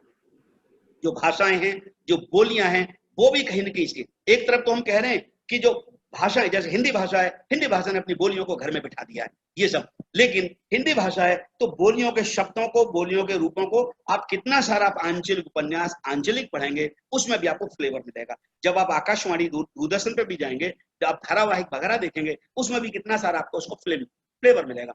अगर आप फिल्मों में जाएंगे, गीतों में जाएंगे, तो गीत तो किसी को नहीं छोड़ता, वहां तो पूरा व्यवसाय है। पंजाबी आप कहें, पंजाबी की धुन है, पंजाबी का सारा जो गीत है आप कहें, जो भी हमारी देशी भाषाएं, उनमें से सब कुछ आ गया है। इसलिए यहाँ क्या है, इतना सारा गटमट इसमें होता है। सीधी बात ये कि मीडिया की भाषा ऐसी है, उनको बेचना है, जो बिकने लायक है वो बेचने के लिए तैयार है, उन्हें किसी शब्द से परहेज नहीं है, कोई भी शब्द हो उनके आ जाएगा, अगर वो चल सकता है तो चल जाएगा। बेशक बड़े बड़े रचनाकार कहें कि मीडिया की भ्रष्ट भाषा है, मीडिया की ये भाषा है, जो भी कुछ कहें, लेकिन वो अपना सारा का सारा करने के लिए है। इसलिए यहाँ भाषिक स्वरूप है, उसका भाषिक स्वरूप यह निरंतर परिवर्तित हो रहा है। अगर आप शुरुआत से देखें अब तक, हालांकि बड़ी कोशिश की थी, अगर आप महावीर साहब द्विवेदी का ही देखें, जब वो कह रहे हैं कि आप भाषा में, साहित्य में जो भी रिक्त प्रकोष्ठ है, इसकी पूर्ति करिए, और वो कह रहे हैं, है ना, इंग्लिश का ग्रंथ समूह अधिक भारी है, संस्कृत भी उसके लिए सौख्यकारी है, उसका भी ज्ञानागार हृदय हरि है, इन दोनों में से अर्थ रत्न ले लीजिए, हिंदी के अर्पण उन्हें प्रेमयुक्त कीजिए। इसलिए वो भी उस समय लगातार अपने संपादकियों में कह रहे हैं कि जो भी आपको जहां से कुछ भी देखता है, हिंदी में अर्पण करिए। हालांकि इससे पहले भी अगर आप देखें तो भारद्वाज जी बार बार कह रहे हैं, ये भी बार बार कह रहे हैं, द्विवेदी जी भी कह रहे हैं कि अगर हमारे पास बहुत अच्छे रचनाकार नहीं है तो हम अनुवाद के माध्यम से अच्छी अच्छी रचनाओं को अपने यहाँ ला सकते हैं, अपना जो रिक्त प्रकोष्ठ है उसकी पूर्ति कर सकते हैं इसके माध्यम से। इसलिए जब व्यक्ति अनुवाद करेगा साहित्य का, तो अनुवादक का व्यक्तित्व है, वो व्यक्तित्व अनुवाद में आपको झांकता दिखाई देगा। अगर कामायनी का अनुवाद कोई ऐसा प्रसाद जी से कम स्तर का कोई रचनाकार करने बैठेगा तो प्रसाद जी के लेवल पर तो जा नहीं सकता। इसलिए यहाँ मैं इसे शैली की बात कर रहा था, ये सारा का सारा प्रयोजन मूलक संदर्भ में, वहां इस तरह का संदर्भ नहीं है। वहां ये है कि आपने भाषा में जितना काम किया है, आपका जो अनुभव है, आपका उस क्षेत्र का जो ज्ञान है, वो भाषा के बने बनाए रूप से आपको जोड़ेगा। ये सारा का सारा आप सबने मुझे सुना, हालांकि विषय काफी लंबा खिंच जाएगा, इसलिए मुझे लगता है कि मुख्य वक्ता इंतजार कर रहे हैं, उनका समय नहीं कटे, इसलिए मैं आप सभी का धन्यवाद ज्ञापित करता हूं। आप सबने मुझे सुना, अगर कोई प्रश्न हो तो कोई भी पूछ सकता है, नहीं तो विदुषी जी मैं आपसे कहूंगा, विदुषी आमेटा जी, डॉक्टर विदुषी जी जी जी सर, धन्यवाद सर, आभार आपका। आपने बहुत ही विस्तार से उदंत मार्तंड जहां से शुरू हुआ था वहां से लेकर के, और जो अंग्रेजों के अधीन भारत था वहां से लेकर के स्वतंत्रता के उपरांत वर्तमान समय तक के साहित्य और पत्रकारिता और मीडिया की भाषा को लेकर के बहुत ही विस्तार से विवेचन किया है। बहुत अच्छा लगता है कि आप धारावाही प्रवाह के साथ अपना वक्तव्य देते हैं। आप कह रहे हैं कि 2 घंटा कम पड़ता है, लेकिन मुझे लगता है आप 2 घंटा क्या 5 घंटा की बात कह चुके हैं अभी तक के अपने वक्तव्य में, और हम उतने लाभान्वित हुए हैं। आपका बहुत बहुत आभार सर। आपने बहुत अच्छी बातें बताई कि साहित्य की भाषा अलग होती है, साहित्य की भाषा में रचनात्मकता रहती है, व्यक्तिकता रहती है, और मीडिया की भाषा उससे उलट होती है, जिसमें अव्यक्तिकता है, निर्व्यक्तिकता के साथ में उसमें रचनात्मकता का भी अभाव रहता है, सीधी सपाट बयानी की भाषा है। और जो भाषा की बारे में संदेह और शक की बातें कही जाती हैं वह मीडिया की भाषा है, और उसी में निरंतर परिवर्तन होता रहता है। अन्यथा साहित्य की भाषा बहुत ही श्रेष्ठ अभी भी बनी हुई है। बहुत बहुत आभार सर। और गांधी की धरती पर आप अभी बैठे हुए हैं और गुजरात विद्यापीठ में, और लग रहा है कि गांधी के समान ही कर्मवीर होकर के अभी भी आप विश्वविद्यालय में अपनी सेवा दे रहे हैं। शाम की 6-7 बजे तक भी आप विश्वविद्यालय परिसर में हैं। बहुत ही अच्छा लग रहा है सर कि आप का इतना विद्वतापूर्ण व्याख्यान हमने सुना। आपका बहुत बहुत आभार सर। पटेल सर, और मैंने अभी देखा था कश्मीर से जुड़ी हुई हैं आदरणीय क्षमा कौल जी, और भी बहुत सारे वरिष्ठ लोग जुड़े हुए हैं। मैं अभी देख रही थी, आज जो है वो हमारे जीवन में समाहित हो गया है। हम अभिवादन से शुरू करते हैं। बच्चे विद्यालय जाते हैं और अपनी शिक्षक या शिक्षिका को जब देखते हैं तो वो कहते हैं सुप्रभात मैडम, सुप्रभात सर।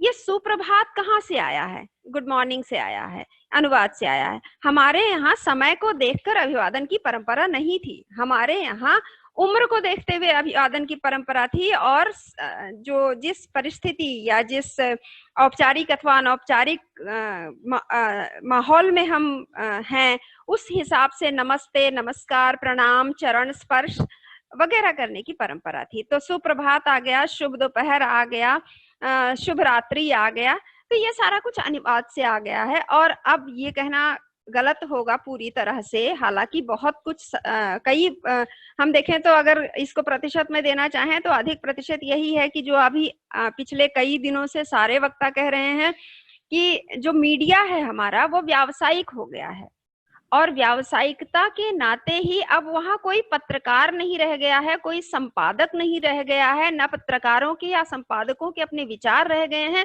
बल्कि विचार, भाषा, चित्र, जो कुछ भी परोसा जा रहा है वो उस पूंजीपति का है जिसने अपनी पूंजी लगाई है उस मीडिया में। जिस मीडिया का पत्रकार बोल रहा है या जिस मीडिया का संपादक अपना पत्र,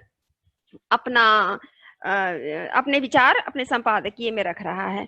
तो हम सिर्फ मीडिया को ही दोष ना दें कि सिर्फ और सिर्फ व्यावसायिकता ही है जो छाई हुई है, बाकी कुछ रहा ही नहीं है। हम अपने जीवन में क्यों ना झांक कर देखें।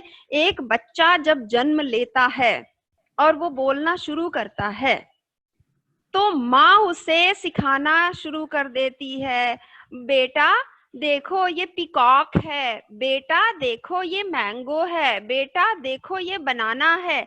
हमने उनको केला नहीं सिखाया, हमने उनको आम नहीं सिखाया, हमने उनको मोर बोलना नहीं सिखाया। और जो ये भाषा का संस्कार जो दिया जाना था, जो कहते हैं प्रथम गुरु माँ होती है, वहीं से शुरू हो जाता है।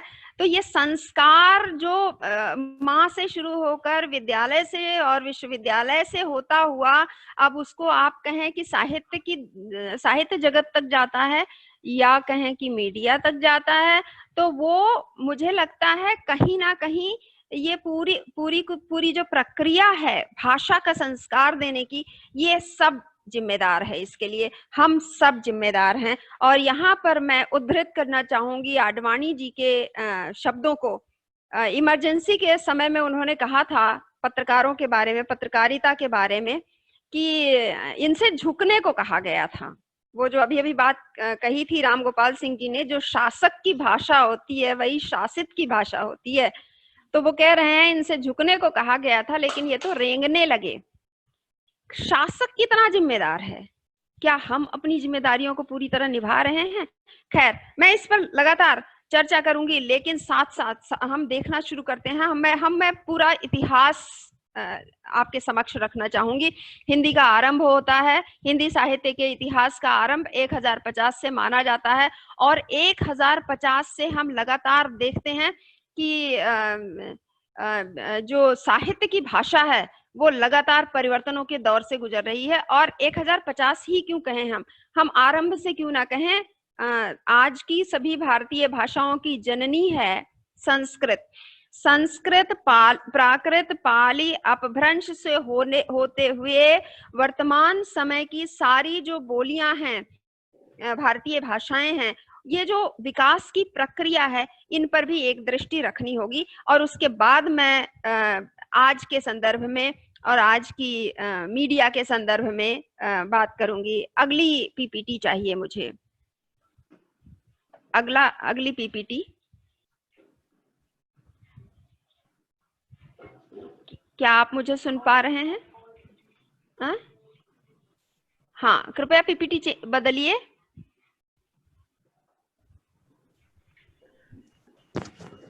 Doctor Chirag sir please.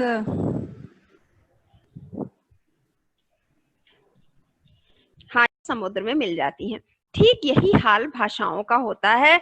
जब भाषा एक जन्म लेती है तो उसके संपर्क में जितनी भाषाएं आती हैं, संस्कृत से प्राकृत, पाली, अपभ्रंश के बाद जो हिंदी का स्वरूप, और बाद में हम मुगल काल में आ जाते हैं, उर्दू, फारसी, जिसकी अभी बात कर रहे थे राम गोपाल सिंह जी। तो फारसी से हमने, उर्दू से हमने बहुत सारे शब्द लिए और जिसका नाम हिंदुस्तानी नाम भी प्रस्तावित किया गया, रखा गया। और उसके बाद हमारा जो काल रहा, अंग्रेजों का काल रहा, और फिर अंग्रेजी के शब्द आने लगे। तो इस तरह से हिंदी ने अपने साथ बहुत सारी भाषाओं के संपर्क में आई हिंदी, और उनसे बहुत सारे शब्द लिए। ठीक इसी तरह जैसा कि कबीर ने कहा है, भाषा बहता नीर। तो अगली पीपीटी। क्या प्रॉब्लम है? हाँ, तो इस तरह से, और फिर कहा गया, कोस कोस पर पानी बदले, 4 कोस पर बानी, जिसकी बात अभी थोड़ी देर पहले राम गोपाल सिंह जी भी कह रहे थे। हम हर थोड़ी दूर पर हम देखें तो जो बोलियां हैं, जो भाषा है, उसमें उनके रूप में थोड़ा बहुत परिवर्तन हमें देखने को मिलता है। और ये परिवर्तन ही है जो हमें दिखाता है कि एक ही संस्कृत से निकली हुई जो तमाम आज की भारतीय भाषाएं हैं, उनका रूप हमें इस तरह से देखने को मिल रहा है। कहीं वो अवधी के रूप में विकसित हुई, कहीं भोजपुरी के रूप में विकसित हुई, कहीं छत्तीसगढ़ी है, कहीं कन्नौजी है, जयपुरी है, मालवी है, कुमाऊनी है, इत्यादि। जो हिंदी की 17 बोलियां हैं, ये उसी एक भाषा से निकली हैं, लेकिन क्योंकि इनको अलग परिवेश मिला, क्योंकि इनको अलग भूगोल मिला। जी हाँ, जब हम भाषा विज्ञान पढ़ते हैं, भोलानाथ तिवारी को देखें, उन्होंने कहा भी है कि हमारी जो बोली होती है, हमारी जो भाषा है, हमारा जो उच्चारण है, इन सब पर हमारे परिवेश का, हमारे वातावरण का और जलवायु का, ठंडे प्रदेशों का उच्चारण अलग होगा तो गर्म प्रदेशों के लोगों का उच्चारण थोड़ा अलग हमें दिखता है। तो इस सब का असर होता है, और इस तरह से भाषा के तमाम रूप जो है हमें देखने को मिलते हैं। अभी मैंने सुना कहते हुए कि ये अलग अलग बोलियों में, ये विभाजन नहीं है, बल्कि ये एक ही भाषा का रूप है।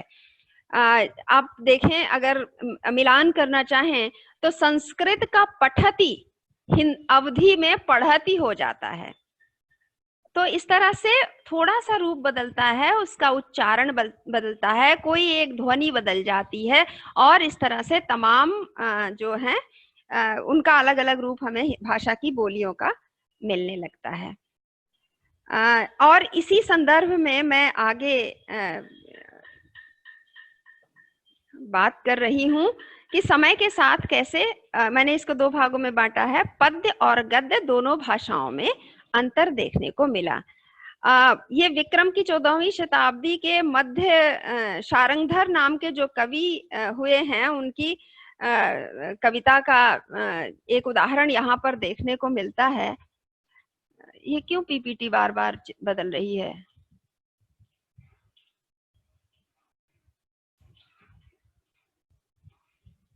हाँ, यहीं पे रहने दीजिए अभी। हाँ, ये रूप मिलता है जो कि पुरानी हिंदी का रूप कह सकते हैं, जो आप देख सकते हैं, संदर्भ भी मैंने दिया हुआ। चलिए वीर हम मीर पा भर मेणी कंपई दिगमगण अंधार धूल सुर रह आछाई। तो ये यहाँ से अगर हम पुरानी हिंदी के इस रूप से शुरू करें, और इसीलिए हम देखेंगे आगे चलते एक एक करके कि किस तरह से रूप में परिवर्तन होता चला गया है। संस्कृत, प्राकृत, पाली, अपभ्रंश और पुरानी हिंदी यहीं से अपभ्रंश के बाद से शुरू हो जाती। अब ये एक ही समय है। दूसरी ओर अमीर खुसरो लिख रहे हैं और उनकी पहेलियों और मुकरियों की भाषा देखिए। एक नार ने अचरज किया, सांप मार पिंजरे में दिया। ये बहुत बिल्कुल आज की जो हिंदी है इसके समान दिख रही है हमें, और इसके समान है। कहते भी हैं कि खड़ी बोली का जो सबसे प्राचीन रूप है, जो सबसे पहले अमीर खुसरो की के साहित्य में हमें देखने को मिलता है। अगली पीपीटी लगाइए आप। तो इस तरह से हम धीरे धीरे भाषा में परिवर्तन होते हुए देखते हैं। आगे चलते हैं हम। तो 15वीं शताब्दी में विद्यापति की भाषा, पुरानी काव्य भाषा हमें देखने को मिलती है। बालचंद बिजावई भाषा दूह नहीं लग गई दुज्जन हासा। और दूसरी तरफ कबीर अपनी अटपटी बानी कुछ इस तरह से सुना रहे थे। अगिन जुलागी नीर में कंदो जलिया झारी उत्तर दक्षिण के पंडिता रहे विचार विचार। अब आप देखिए यहाँ पर भाषा का जो रूप है, जो उसकी वर्तनी है और जो उसका उच्चारण है, धीरे धीरे हमें बदलता हुआ दृष्टिगत हो रहा है। इसके आगे जब हम चलते हैं तो हमें विद्यापति की ही जो भाषा मिलती है। विद्यापति स्वयं कहते हैं कि उन्होंने उनकी जो पुरानी अपभ्रंश भाषा है उसमें उन्होंने देशी भाषा को भी थोड़ा मिलाया हुआ है, और इसका कारण वो बताते हैं कि देसिल बाना सबजन मिठा तई तईसन जंपो और हट्ठा, कि अवहट्ट के साथ, या जिसे अपभ्रंश भी हम कह सकते हैं, उसके साथ उन्होंने देशी बानी को, देसिल बाना को उन्होंने मिलाया है, क्योंकि वो सबके लिए वो मीठी है, सबको वो मीठी लगती है, देसी बानी। ये देसी बानी क्यों कह रहे हैं यहाँ पे? क्योंकि संस्कृत है वो बुद्धिजीवियों की भाषा बन गई थी, संस्कृत पंडितों की भाषा थी। तो जब ये कुछ ऐसे जो कवि हैं, जो साहित्यकार हैं, ये लिख रहे थे और इनका ये मानना था कि इनका जो साहित्य है वो पहुंचना चाहिए जन जन तक, तो इन्होंने अपनी भाषा में, अपनी साहित्यिक भाषा में देसी बानी का प्रयोग करना आरंभ कर दिया। और यही देसी बानी का प्रयोग बताते हैं आगे चलकर तुलसीदास जी, जब वो रामचरितमानस लिखते हैं तो वो कहते भी हैं, उन्होंने कहा भी है कि क्यों मैंने रामचरितमानस अवधि में लिखा, क्योंकि उनका उद्देश्य था कि भाषाबद्ध होने से ये जन जन तक पहुंचेगा ये मेरा काव्य जो है। क्योंकि वो खुद ये स्वीकार करते हैं रामचरितमानस में कि मेरे गुरु ने तो संस्कृत में ये कथा मुझे सुनाई थी, और अपने गुरु से जो मैंने समझा, जो मैंने सीखा, उसे मैंने भाषाबद्ध किया है। भाषाबद्ध का मतलब उस समय की जो साहित्य की आम जनता की भाषा थी। तो ये जो भक्ति काल आ जाता है, भक्ति काल जो कि ब्रज और अवधि का काल रहा है। आप देखते हैं अधिकतर साहित्य इस समय ब्रज भाषा में लिखा गया। यूं कहें कि पूरे देश की जो साहित्यिक भाषा थी वो ब्रज थी, और ब्रज सीखने के लिए उस समय, जैसे कि अभी थोड़ी देर पहले अध्यक्ष महोदय कह रहे थे, मुख्य अतिथि महोदय, कि वहां पर फोर्ट विलियम कॉलेज का आरंभ इसी दृष्टि से हुआ था, खड़ी बोली सिखाने के लिए ICS के अधिकारियों को। ठीक उसी तरह से उस समय साहित्यिक भाषा ब्रज थी, और उसे सीखने के लिए, सिखाने के लिए दूर दराज में भी कच्छ की ब्रज भाषा पाठशाला इसका एक बहुत महत्वपूर्ण उदाहरण है कि उस समय देश में इस तरह की पाठशालाएं खोली जा रही थी। और कभी चाहे महाराष्ट्र का हो, चाहे गुजरात के दयाराम हो, चाहे महाराष्ट्र के नामदेव जी हो, दादू हो, गुजरात के राजस्थान की मीराबाई हो, या लाहौर के गुरु नानक जी हो, ये सभी ब्रज में भी कविताएं, अपनी जो कविता थी और जो एक भक्ति की कविता की लहर थी, वो ये सब ब्रज में लिख रहे थे। तो इस तरह से हम देखते हैं भाषा निरंतर परिवर्तित हो रही है। इसके बाद तुलसी की बात जो मैंने अभी कही कि उन्होंने अवधि में क्यों लिखा, इसका कारण उन्होंने स्वयं दिया है कि भाषाबद्ध करब में सोई मोरे मन प्रबोध जेहि होई, जिस प्रकार मेरी बुद्धि मेरे मन ने समझा है उसी प्रकार मैं इस राम कथा को भाषाबद्ध करूंगा। आगे चलकर फिर मिली जुली भाषा के प्रमाण भी हमें मिलते हैं। केशवदास कहते हैं कि तुलसी गंग दुगो भय सुकविन के सरदार, इनके काव्यन में मिली भाषा विविध प्रकार, दो अलग अलग प्रकार की भाषाओं का मिलना। जैसे कि हम तुलसीदास की ही रचनाएं देखें तो उन्होंने कुछ रचनाएं अपनी रामचरितमानस की भी मैंने बात की, तो उन्होंने रामचरितमानस अवधि में लिखा और बाकी अन्य अनेक रचनाएं हैं, गीतावली वगैरह हैं, जो उन्होंने ब्रज में लिखी। तो इस तरह से एक साथ दो भाषाएं चल रही थी और दोनों भाषाओं में रचनाएं की जा रही थी। लेकिन सर्वमान्य बात यह थी कि जो है मानी गई थी कि जो कविता की भाषा है, जो साहित्य की भाषा है, वह ब्रज थी उस समय। इसके बाद रीतिकाल आता है और रीतिकाल में बिहारी की बात की जाती है। बिहारी आते हैं, वहां पे भी रीतिकाल में जो आचार्य हुए हैं और आचार्य कवि दोनों रहे हैं, उन्होंने तो संस्कृत के भी प्रयोग किए हैं, लेकिन दूसरे जो कवि थे वो ब्रज में कविताएं कर रहे थे। पीपीटी पीछे ले जाइए।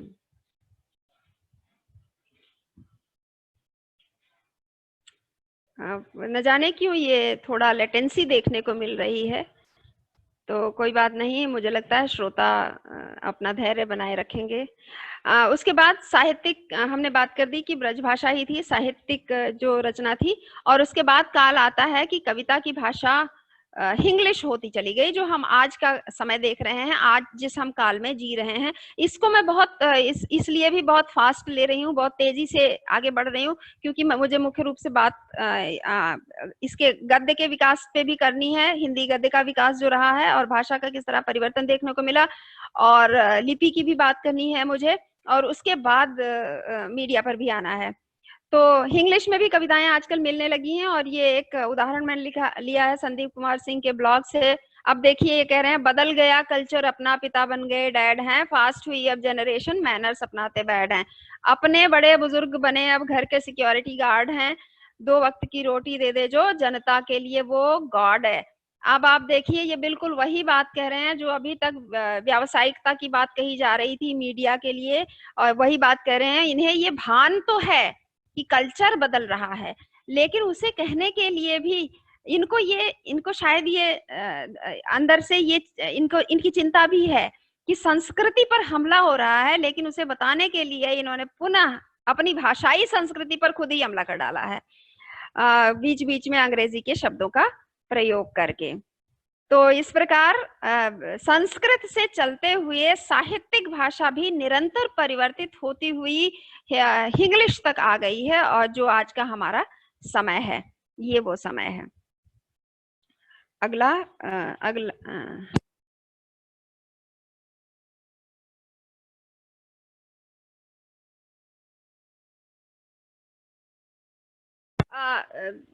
सीएम पटेल सर से अनुरोध है कि क्योंकि ये स्क्रीन आपका है, हम यहाँ से जब शेयर कर रहे हैं तो लेटेंसी बढ़ रही है, तो कृपया आप ही शेयर करें, हम नहीं करेंगे। हम जैसे ही बोलेंगे, हाँ, शताब्दी का 84 वैष्णवन की वार्ता। अब आप देखिए, उस समय ब्रज थी साहित्य की भाषा, और ये जो गद्य मिल रहा है ये भी ब्रज में मिल रहा है। औरह पद गाए तब श्री महाप्रभु जी अपने मन में विचारे, जो श्री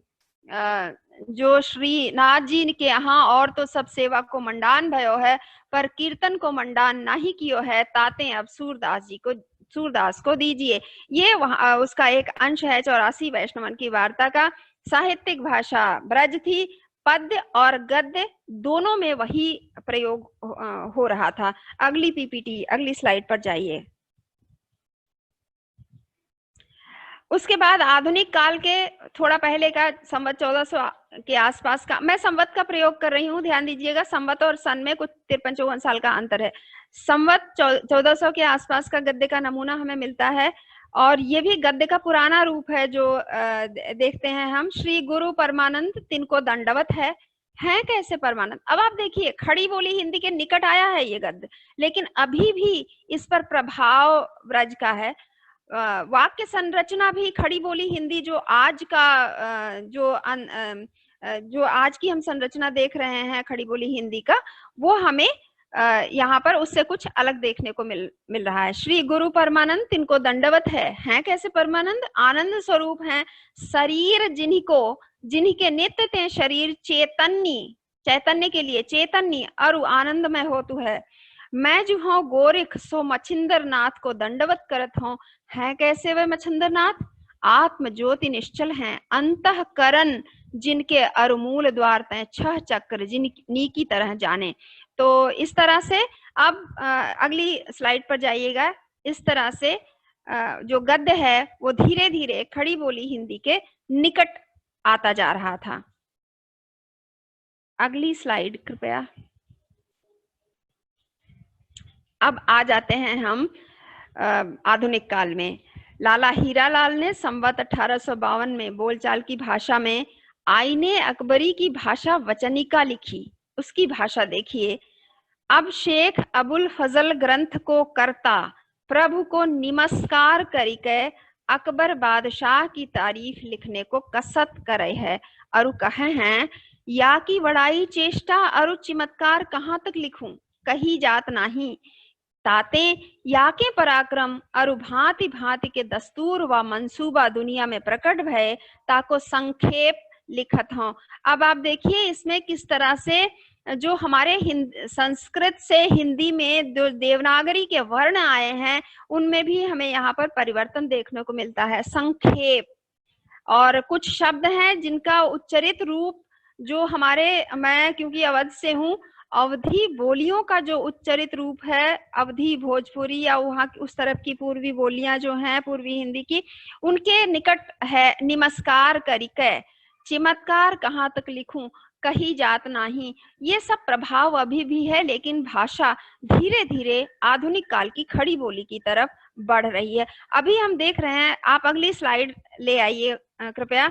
अभी हम देख रहे हैं धीरे धीरे किस प्रकार भाषा आधुनिक खड़ी बोली के निकट आ रही है और ये परिवर्तन का दौर है और ये परिवर्तन सदा से रहा है। भाषा में भी रहा है, उच्चारण में भी रहा है, लिपि में भी परिवर्तन रहा है, जिसे भी अभी हम थोड़ी देर में देखेंगे। अब ये है संवत 1798 की राम प्रसाद निरंजनी की भाषा योग वाशिष्ठ का एक उदाहरण है, जिसकी भाषा देखिए। हे राम जी, जो पुरुष अभिमानी नहीं है वह शरीर के इष्ट अनिष्ट में राग द्वेष नहीं करता, क्योंकि उसकी शुद्ध वासना है। मलिन वासना जन्मों का कारण है। ऐसी वासना को छोड़कर जब तुम स्थित होगे तब तुम करता हुए भी निर्लेप रहोगे, और हर्ष शोक आदि विकारों से जब तुम अलग रहोगे तब वीतराग भय क्रोध से रहित रहोगे। अब आप देखिए यहाँ पर जो भाषा है बिल्कुल आज की खड़ी बोली के बिल्कुल निकट हमें दिखाई पड़ रही है। अगली स्लाइड ले आइए।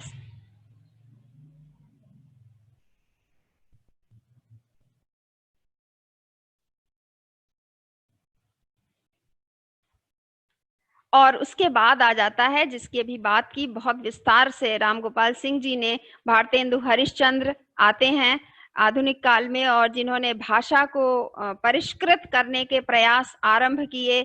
और ये दोहा भी उनका ही बड़ा प्रसिद्ध है, निज भाषा उन्नति है बिन सब उन्नति को मूल, बिन निज भाषा ज्ञान के मिटत नहीं को सूल। और उनके बाद महावीर प्रसाद द्विवेदी का योगदान तो सबको पता है, जो उन्होंने भाषा के परिष्कार के लिए सरस्वती पत्रिका के माध्यम से जितना कार्य किया है, उनका योगदान भुलाया नहीं जा सकता। और आज हम जिस भाषा, जो भाषा हमें मिली है विरासत में, ये बहुत कुछ इन विद्वानों के महत् प्रयासों के द्वारा मिली है। और एक यहीं पर मैं बात करना चाहूंगी, जो शुरू किया था राम गोपाल सिंह जी ने भी। मैथिली शरण गुप्त थे जो उस समय ब्रज भाषा में लिख रहे थे, मिलने गए एक बार वो महावीर प्रसाद द्विवेदी जी से और कहा कि मैं अपनी रचनाएं सरस्वती में छपवाना चाहता हूँ। तो उन्होंने कहा लेकिन आप तो ब्रज में लिखते हैं। तो उन्होंने कहा कोई बात नहीं, आप बताइए, मैं खड़ी बोली में रचनाएं लिखूंगा। तो मैथिली शरण गुप्त जी कहते हैं कि उन्होंने सरस्वती के कुछ अंक उन्हें दिए और उन्होंने उनका बड़ा मार्गदर्शन किया, और उसके बाद से मैथिली शरण गुप्त जी खड़ी बोली हिंदी में कविताएं लिखने लगे। और राष्ट्र कवि हमारे जिनको हम जानते हैं राष्ट्र कवि के रूप में, भारत भारती, साकेत, यशोधरा, ये सब उसके बाद की देन है, महावीर प्रसाद द्विवेदी के संपर्क में आने के बाद की। और उसके बाद प्रेमचंद की भाषा हमें पता है, जो कि पूर्वी हिंदी की बोली बनारस के थे वो, और उसके आसपास की जो भाषा थी उसका प्रभाव उनकी भाषा पर, हालांकि हिंदी में ही लिख रहे हैं, हिंदी ही है वो, लेकिन प्रभाव हमें दिखता है। फिर जयशंकर प्रसाद की भाषा, जो अभी सर कह रहे थे अतिथि महोदय कि संस्कृत निष्ठ है, बिल्कुल सही है, तो संस्कृत निष्ठ भाषा हमें देखने को मिलती है। उसके बाद हाँ जी,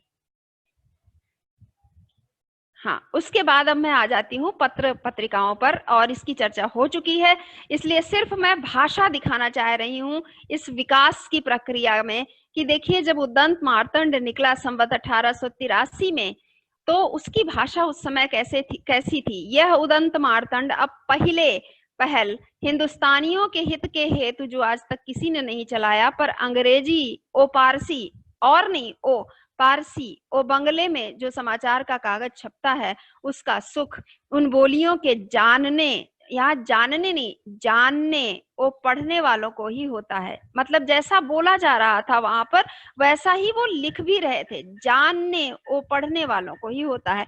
इससे सत्य समाचार हिंदुस्तानी लोग देखकर आप पढ़ ओ समझ लें, ओ पराई अपेक्षा न करें, ओ अपने भाषा की उपज न छोड़ें।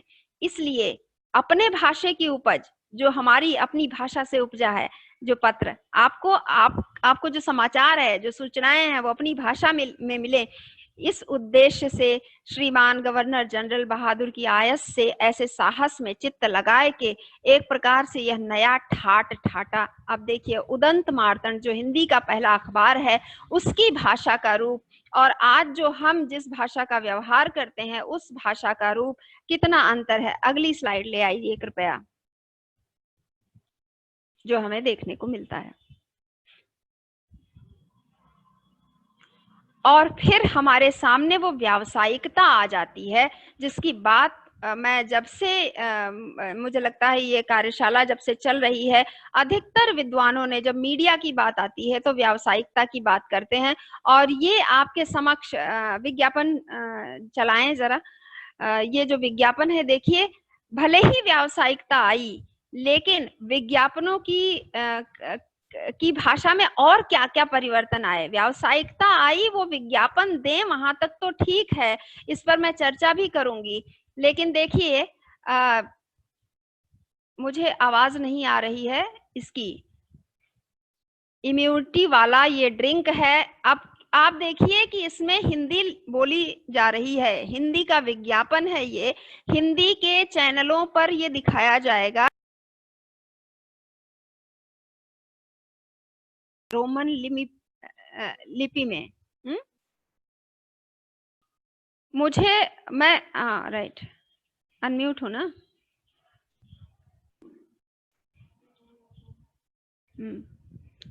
तो ये इस पर भी मुझे चर्चा करनी है, इसलिए विज्ञापन देखना जरूरी है कि जब एक भाषा दूसरी लिपि में लिखी जाती है, तब उसमें उससे क्या नुकसान होता है उस भाषा का।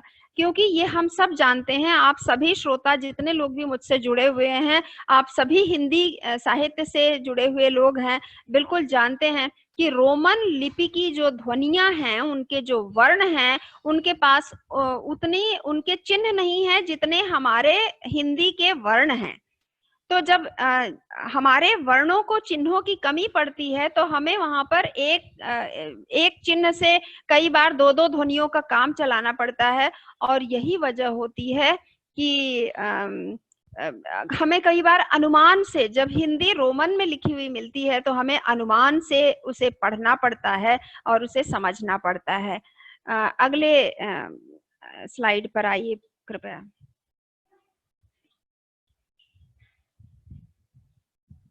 हाँ, और ये है पुराना विज्ञापन है जो दूरदर्शन पर मेरे बचपन में आया करता था। आप सभी का भी बचपन रहा होगा, देखा होगा। इसे चलाइए कि देखिए निर्मा, और इसमें कितनी काव्यात्मकता है इस विज्ञापन में। मुझे आवाज नहीं सुनाई पड़ रही है, मुझे नहीं पता कि बाकियों को सुनाई पड़ रही है कि नहीं।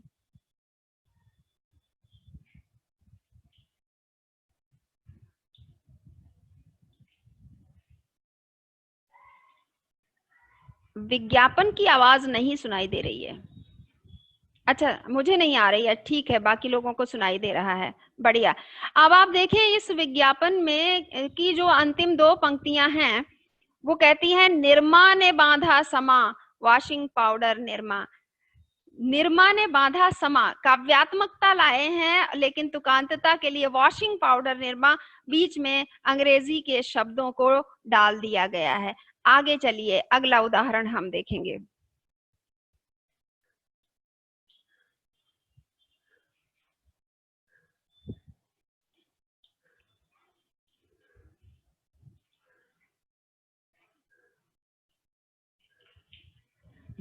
अब यहाँ पर देखिए, अभी मैं जिसकी बात कर रही थी कि जब एक भाषा दूसरी लिपि में लिखी जाती है तो उसे समझने में जो प्रयास करने पड़ते हैं वो एक बात है। दूसरा, चलन ये भी है, परिवर्तन के दौर से हम गुजर रहे हैं, चलन ये भी है कि 2 अलग-अलग भाषाओं के शब्दों को मिलाकर एक नया शब्द बनाया गया है। और अमूल के विज्ञापनों की ये विशेषता है, मैं बहुत प्रभावित होती हूँ जब इस तरह के पोस्टर मैं अमूल के देखती हूँ। तो बिहार की जीत, Amul Patna ship with bread.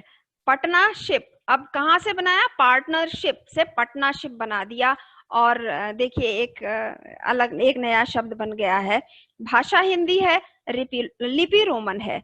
दूसरा विज्ञापन अमूल का ही है, स्वाद से स्वागत, कहीं से ले लिया, स्वैग से स्वागत से ले लिया, स्वाद से स्वागत। और टाइगर जिंदा है से ले लिया, हर टी घर में जिंदा है, अमूल हर टी घर में जिंदा है। ये विज्ञापनों की रचनात्मकता है जो बिना साहित्य समझे, जिस पर मैं अभी आगे बात करने वाली हूँ, बिना साहित्य समझे इस रचनात्मकता को नहीं पहुंचा जा सकता है जो हम यहाँ पर अमूल के विज्ञापन में देख रहे हैं। आगे चलिए कृपया। और फिर आप देखिए, बिल्कुल अर्वाचीन, इसमें 3 वीडियो दिखाए गए हैं। पहला बिल्कुल आधुनिक है और ये अधिकतर यूट्यूब पे देखने को मिलता है, टीवी पर कम ही देखने को मिलता है। ये भी हाथ धोने, जब कोरोना आ गया एकदम से हाथ धोने का विज्ञापन दिया जाने लगा तो ये विज्ञापन नजर आता है। हिंदी में विज्ञापन बना है, लेकिन अंत में देखिएगा जर्म्स और कुछ एक आध शब्द का और प्रयोग इन्होंने अंग्रेजी के कर दिया है। बहुत रचनात्मकता से प्रस्तुति है इसकी, इस विज्ञापन की, लेकिन भाषा को मिला दिया गया है। उसके बाद ये भी लाइफ बॉय का जो बीच में आप देख रहे हैं 1992 का विज्ञापन है, इसकी भाषा देखिए आप किस तरह की है।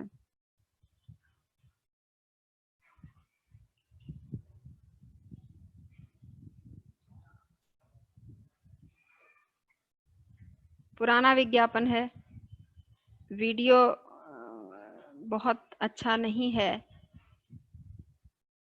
तकनीक जिस तरह से विकसित, भाषा जैसे विकसित होती जा रही है, तकनीक भी खूब विकसित हो रही है।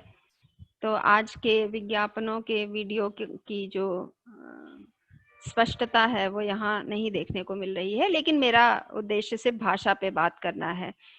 और फिर ये आधुनिक विज्ञापन है जो हमें आजकल देखने को मिलता है, ये जो तीसरा वाला है, ये लाइफ बॉय का, और आप सभी ने देखा होगा इसे, इसलिए हम अगली पीपीटी पर आ जाते हैं। अगली स्लाइड ले लेते हैं।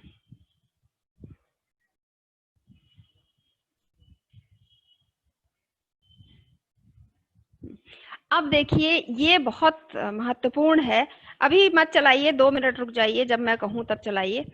बहुत महत्वपूर्ण है कि जिस मीडिया के द्वारा, जिसकी अभी रामगोपाल सिंह जी ने बहुत महत्वपूर्ण एक वाक्य में बताया था, बहुत अच्छी बात कही थी कि जिस हिंदी का खाते हैं और अंग्रेजी गाते हैं, ये फिल्मी दुनिया आप ले लें या टेलीविजन की दुनिया आप ले लें या फिर आप खबरिया चैनलों को ले लें दूरदर्शन को छोड़कर, क्योंकि दूरदर्शन की भाषा अभी भी बहुत कुछ बची हुई है जब हम हिंदी की बात करते हैं तो। लेकिन बाकी खबरिया चैनलों की बात ले लें, उनके एक वाक्य में अगर 10 शब्द हैं तो 7 अंग्रेजी का होगा और 1 हिंदी का। उनको ऐसा लगता है कि अगर हम हिंदी की वाक्य संरचना में अपनी बात कह रहे हैं तो हम हिंदी ही बोल रहे हैं।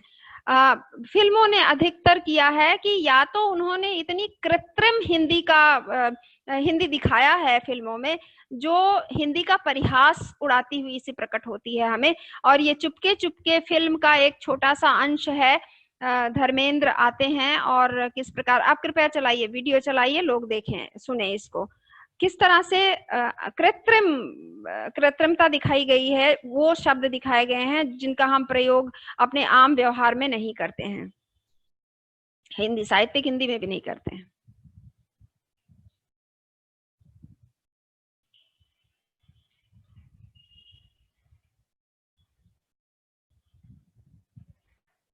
Battery low, charger.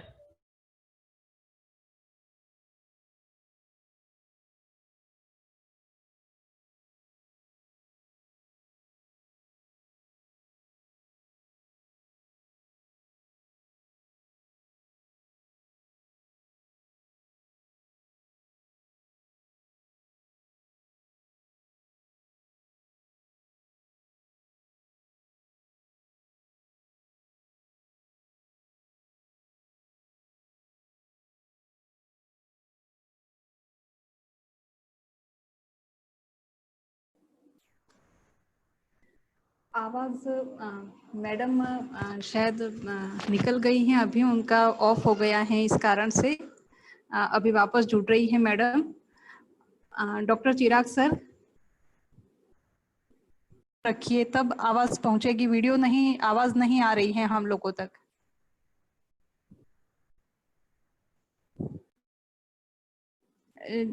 मैम वापस जुड़ चुके हैं, स्वागत है मैम, अपना शुरू रखें आप।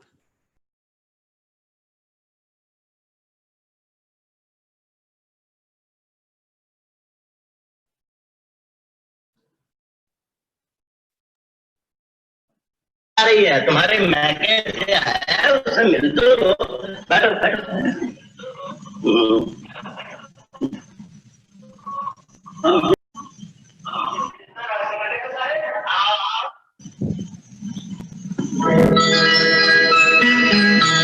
प्रणाम साहब। ओह जीते रहो जीते रहो।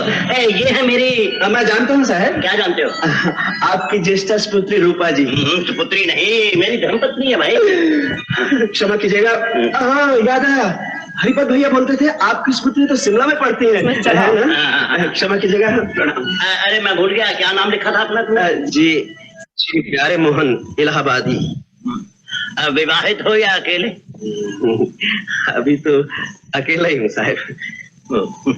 रास्ते में कोई कष्ट तो नहीं हुआ? खाना वाना खाया? जी हाँ, भोजन तो हमने लौपथगामी स्थल पर ही कर लिया था। क्या? जी हाँ, लौपथगामी अग्निरथ से आए हैं ना। ओह, ट्रेन से आए हो? ट्रेन से? जी हाँ, अंग्रेजी भाषा में यही कहते हैं, परंतु हिंदी बोलते समय हम अंग्रेजी शब्दों का प्रयोग उचित नहीं समझते। अरे इसमें हंसने की क्या बात है? What nonsense. व्हाट नॉनसेंस नहीं, क्या बकवास है कहीं।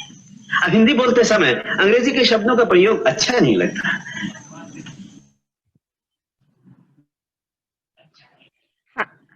अंग्रेजी जानते हो? हमें ये भाषा पसंद ही नहीं साहब। क्यों? बहुत ही अवैज्ञानिक भाषा है साहब। CUT कट है तो PUT put, DO2 DO do किंतु GO गो हो जाता है। आप ही बताइए मेम साहब, जब TO2 DO डू तो GO गु क्यों नहीं होता? साहब हम का बोलते हैं, दा आ दादा बोलते हैं, बा आ बीबी थोड़ी बोलते हैं। अरे यही तरीका है अंग्रेजी भाषा का। क्या तरीका है साहब? अशिक्षित हूं ना, इसीलिए आप ऐसे समझा रहे हैं। ठीक है, अब आपके चरणों में आ गया हूँ, धीरे धीरे सीख जाऊंगा। साहब आज ही मैं अंग्रेजी की एक पुस्तक खरीद कर लाता हूँ। एक विद्वान महापंडित के पास आकर यदि मैंने कुछ ना सीखा तो इतनी दूर आने से क्या लाभ? क्यों मैम साहब? हाँ ठीक है ठीक है। सुनो, हमारी 2 गाड़ियां हैं। जी हाँ, एक फिएट और एक मर्सिडीज। तुम्हें कैसे मालूम? हम आते समय देख कर आए हैं साहब। Oh very good very good. मेरा मतलब है बहुत अच्छे बहुत अच्छे। मर्सिडीज सन 59 की निर्मित है और फिएट 73 की। निर्मित मैंने मॉडल। मैं जानता हूँ। देखो, हमारे ड्राइवर का नाम है जेम्स, उससे चाबी लेकर गाड़ी बाहर निकालो। कौन सी गाड़ी साहब? फियाट। साहब को दफ्तर छोड़कर मैं शॉपिंग के लिए जाऊंगी प्यारे मोहन। जी बहुत अच्छा, लेकिन आप मुझे इतने लंबे नाम से क्यों पुकारती हैं? आप मुझे सिर्फ प्यारे कहकर पुकारिए। प्यारे? हरिपत भैया भी इसी नाम से पुकारते हैं। हाँ ठीक है जाओ। जो आज्ञा। ये साला शक्ल सूरत से ड्राइवर नहीं, किसी फिल्म का हीरो लगता है, लेकिन बकवास बहुत करता है। हाँ, हरिपत भैया ने भी यही कहा था, मगर साथ में ये भी कहा था कि आदमी बहुत अच्छा है। हाँ। लेकिन सुमी, मुझे तो डर लग रहा है। अरे मुझे धमकी दे गया है कि पुस्तक खरीद कर मुझसे आकर पढ़ेगा। अब तुम ही बताओ, ये DO2 DO2 DO क्यों नहीं? इसका मतलब मैं क्या? हिंदी फिल्मों में जब हिंदी दिखाने का प्रयास करते हैं तो परिहास ही करते हुए दृष्टिगत होते हैं। और ये सिर्फ हिंदी फिल्मों में नहीं, ये हमें देखने को मिलता है जब हम आजकल के जो धारावाहिक आते हैं टीवी पर। मैंने अभी देखा जो लॉकडाउन के बाद जो नए सीरियल्स, अब जैसे जैसे शूटिंग हुई थी बीच में तो पुराने दिखा रहे थे, पुराने धारावाहिक के जो अंक थे वो ही दिखा रहे थे। लेकिन जब शुरू हुई और उसमें किसी एक सीरियल में मैंने देखा था जिसमें ऑनलाइन स्कूलों में अब ऑनलाइन कक्षाएं चलेंगी, तो वहां पर भी देखा एक हिंदी, बाकी सारे कोई विज्ञान का शिक्षक खड़ा है, कोई गणित का शिक्षक है, कोई दूसरे विषय का है, लेकिन जो हिंदी का शिक्षक है जैसे ही वो बोलता है वहां की जो प्राचार्य हैं वो बिल्कुल उसको ऐसे रोक देती हैं, बस आप तो रहने ही दीजिए। या फिर इस तरह के हमें वाक्य सुनने को मिलते हैं कि हिंदी में बोलिए, हिंदी में। उनका कहने का ये मतलब होता है कि हम आपकी ये भाषा जो है वो समझते नहीं, जबकि उनके लिए हिंदी क्या है? इंग्लिश। आजकल उनके लिए हिंदी, जब वो कह रहे हैं इस तरह का कि हिंदी में बोलिए, हिंदी में, तो उस हिंदी का मतलब उनके लिए है इंग्लिश।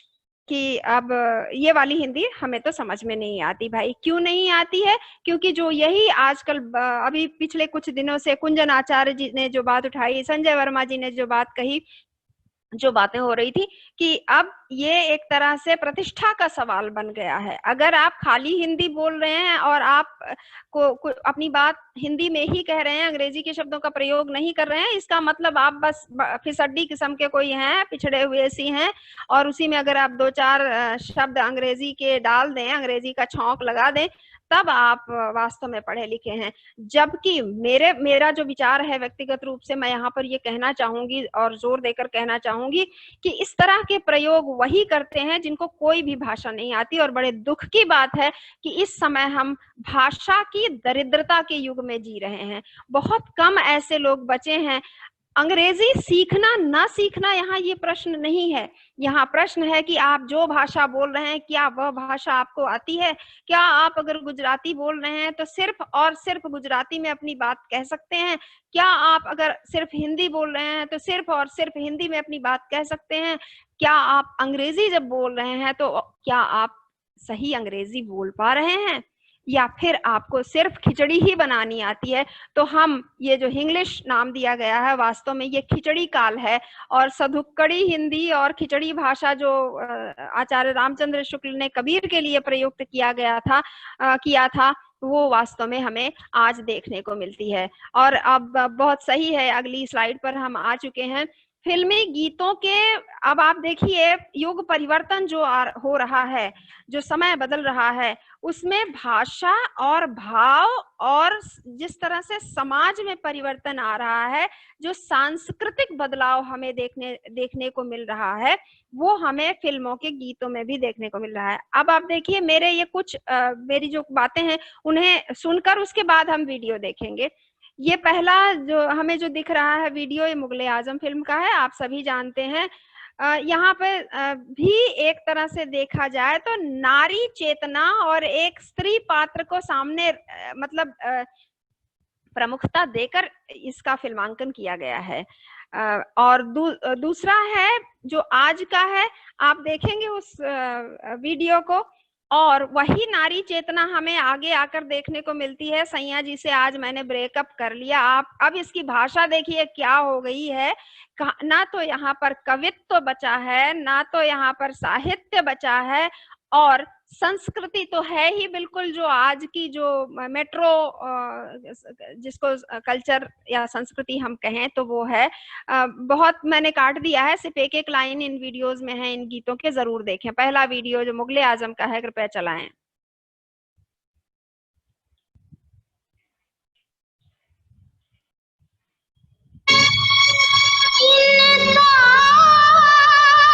किसी से दुनिया में एक बार मोहब्बत करता है, इस दर्द को लेकर जीता है, इस दर्द को लेकर मरता है।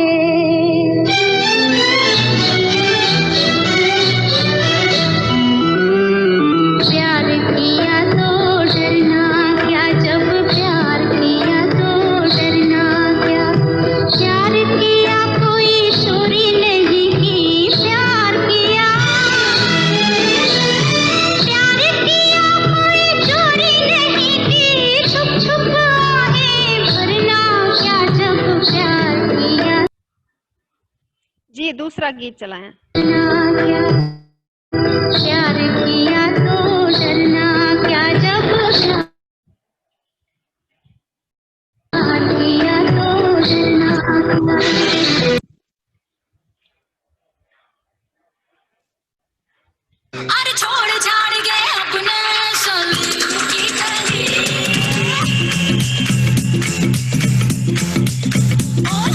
छोड़ छाड़ गए अपने सलीम की गली, हमार गली डिस्को चली। अब इसे भी बंद कर दीजिए। जी बिल्कुल, मेरी बात स्पष्ट रूप से पहुंच चुकी है। मैं यही दिखाना चाह रही थी कि किस तरह से संस्कृति जिस तरह से संस्कृति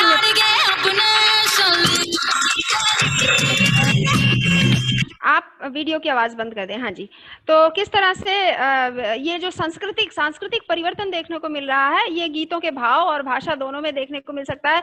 बात दोनों में वही है, एक तरह से नारी चेतना, नारी विमर्श जिसकी हम बात कर रहे हैं, वो हमें देखने को मिलती है। और यहीं पर मैं बात करना चाहती हूँ, नारी चेतना तो मीरा के उस पद में भी थी, जब वो कहती हैं कि जो है मेरो तो गिरधर गोपाल दूसरो ना कोई, या फिर जब वो कहती हैं जाके सिर मोर मुकुट मेरो पति सोई। नारी चेतना वहां भी थी। साहित्य की भाषा है, साहित्य की भाषा में परिवर्तन हो रहा है, लेकिन विमर्श तो बना हुआ है, उस समय से बना हुआ है। भले ही लोग कहें कि ये उत्तराधुनिक विमर्श है या कुछ भी है, तो भाव और भाषा दोनों बदलती हुई हमें दिख रही है। और मैं इंग्लिश की बात कर रही हूँ। अब आप देखिए, इस तरह की कंगाली देखने को क्या हमें मिल रही है, इस तरह की कंगाली क्या शब्दों की आ गई है, या जो वहां बैठे हुए हैं वो इस तरह के उनके पास शब्द नहीं बचे हैं, या वो क्या दिखाना चाहते हैं मुझे नहीं पता है। अब तो हिंदी फिल्मों के नाम भी अंग्रेजी में आने लगे हैं। आप देख सकते हैं कुछ नाम मैंने यहाँ उदाहरण के लिए लिए हैं। कृपया अगली स्लाइड पे आए।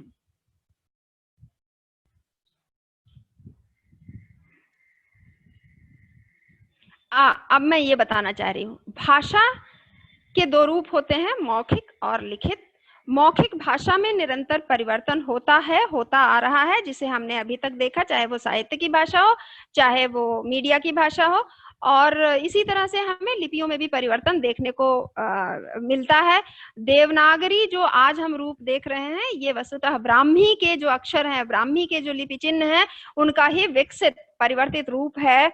और ये इसमें इस एक चित्र के माध्यम से, बाकी आप जो हर सदी में जो परिवर्तन हुए हैं, ये जो शोध करना चाहते हैं, और मैंने पिछले दिनों सुना भी कि कुछ लोग कह रहे थे कि मुझे शोध के लिए कुछ विषय दीजिए, तो इस पर भी शोध कर सकते हैं, लिपि की दृष्टि पर से भाषा पर, कि किस प्रकार परिवर्तन हुए हैं। हर सदी में इन वर्ण चिन्हों में, इन ध्वनि चिन्हों में परिवर्तन देखने को मिलता है, जो आप इंटरनेट पे आसानी से प्राप्त कर सकते हैं। सिर्फ देखना यही है कि जिस साइट से आप ले रहे हो वो विश्वसनीय साइट हो, अगर आप शोध के लिए ले रहे हैं तो। अगली स्लाइड दिखाएं प्लीज।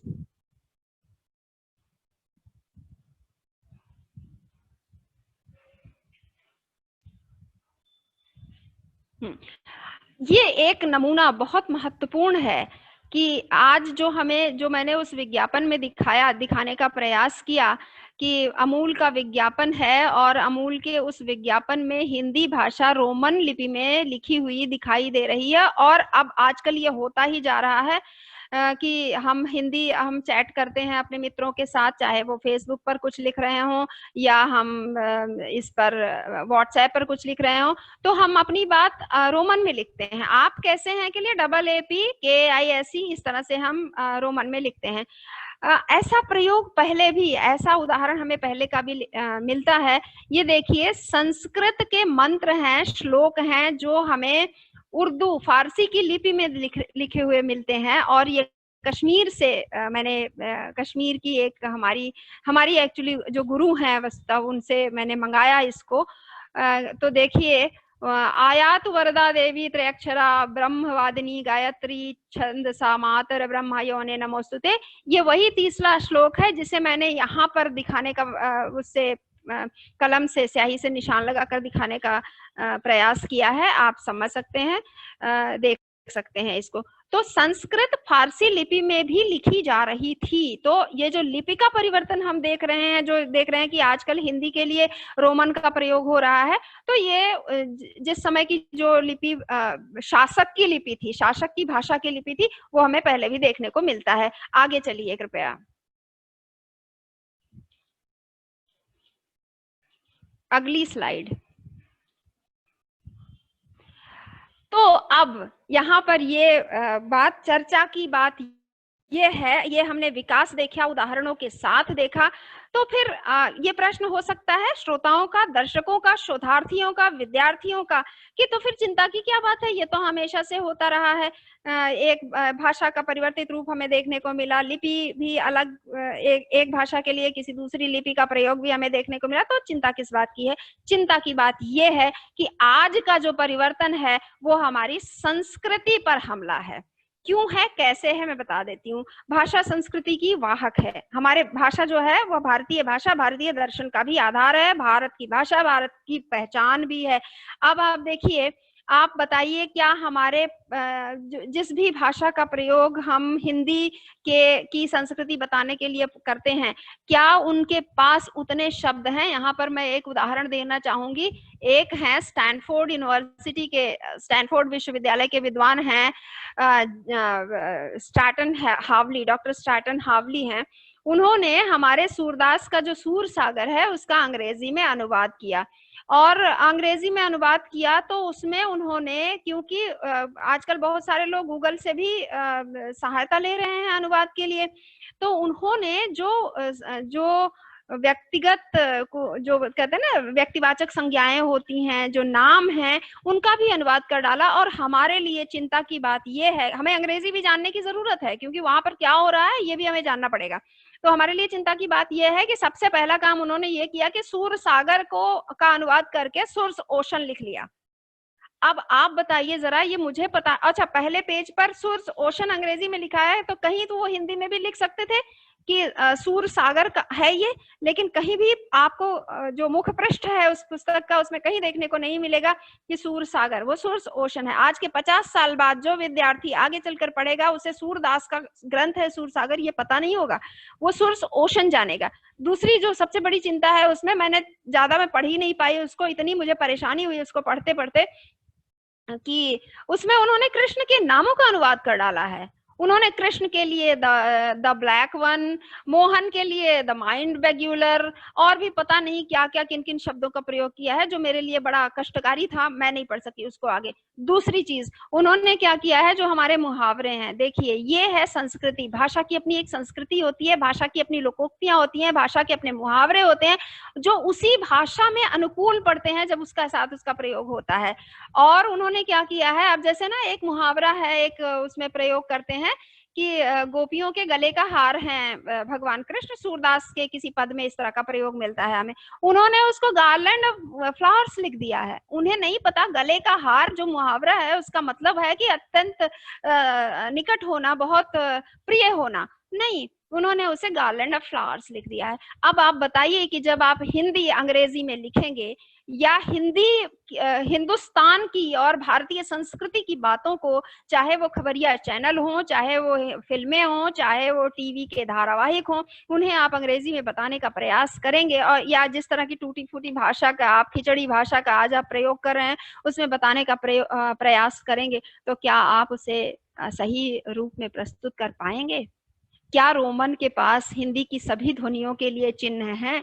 जिस प्रकार आप उदाहरण के लिए देख लीजिए कि ट एक है हमारे पास ट है, हमारे पास ता है, लेकिन उनके पास सिर्फ टी है, और उसी टी से हमें अनुमान लगाना पड़ता है। अगर रोमन में किसी ने आपको कुछ संदेश भेजा है तो उसे टी से हमें अनुमान लगाना पड़ता है कि यहाँ ता होगा या यहाँ पर ट होगा।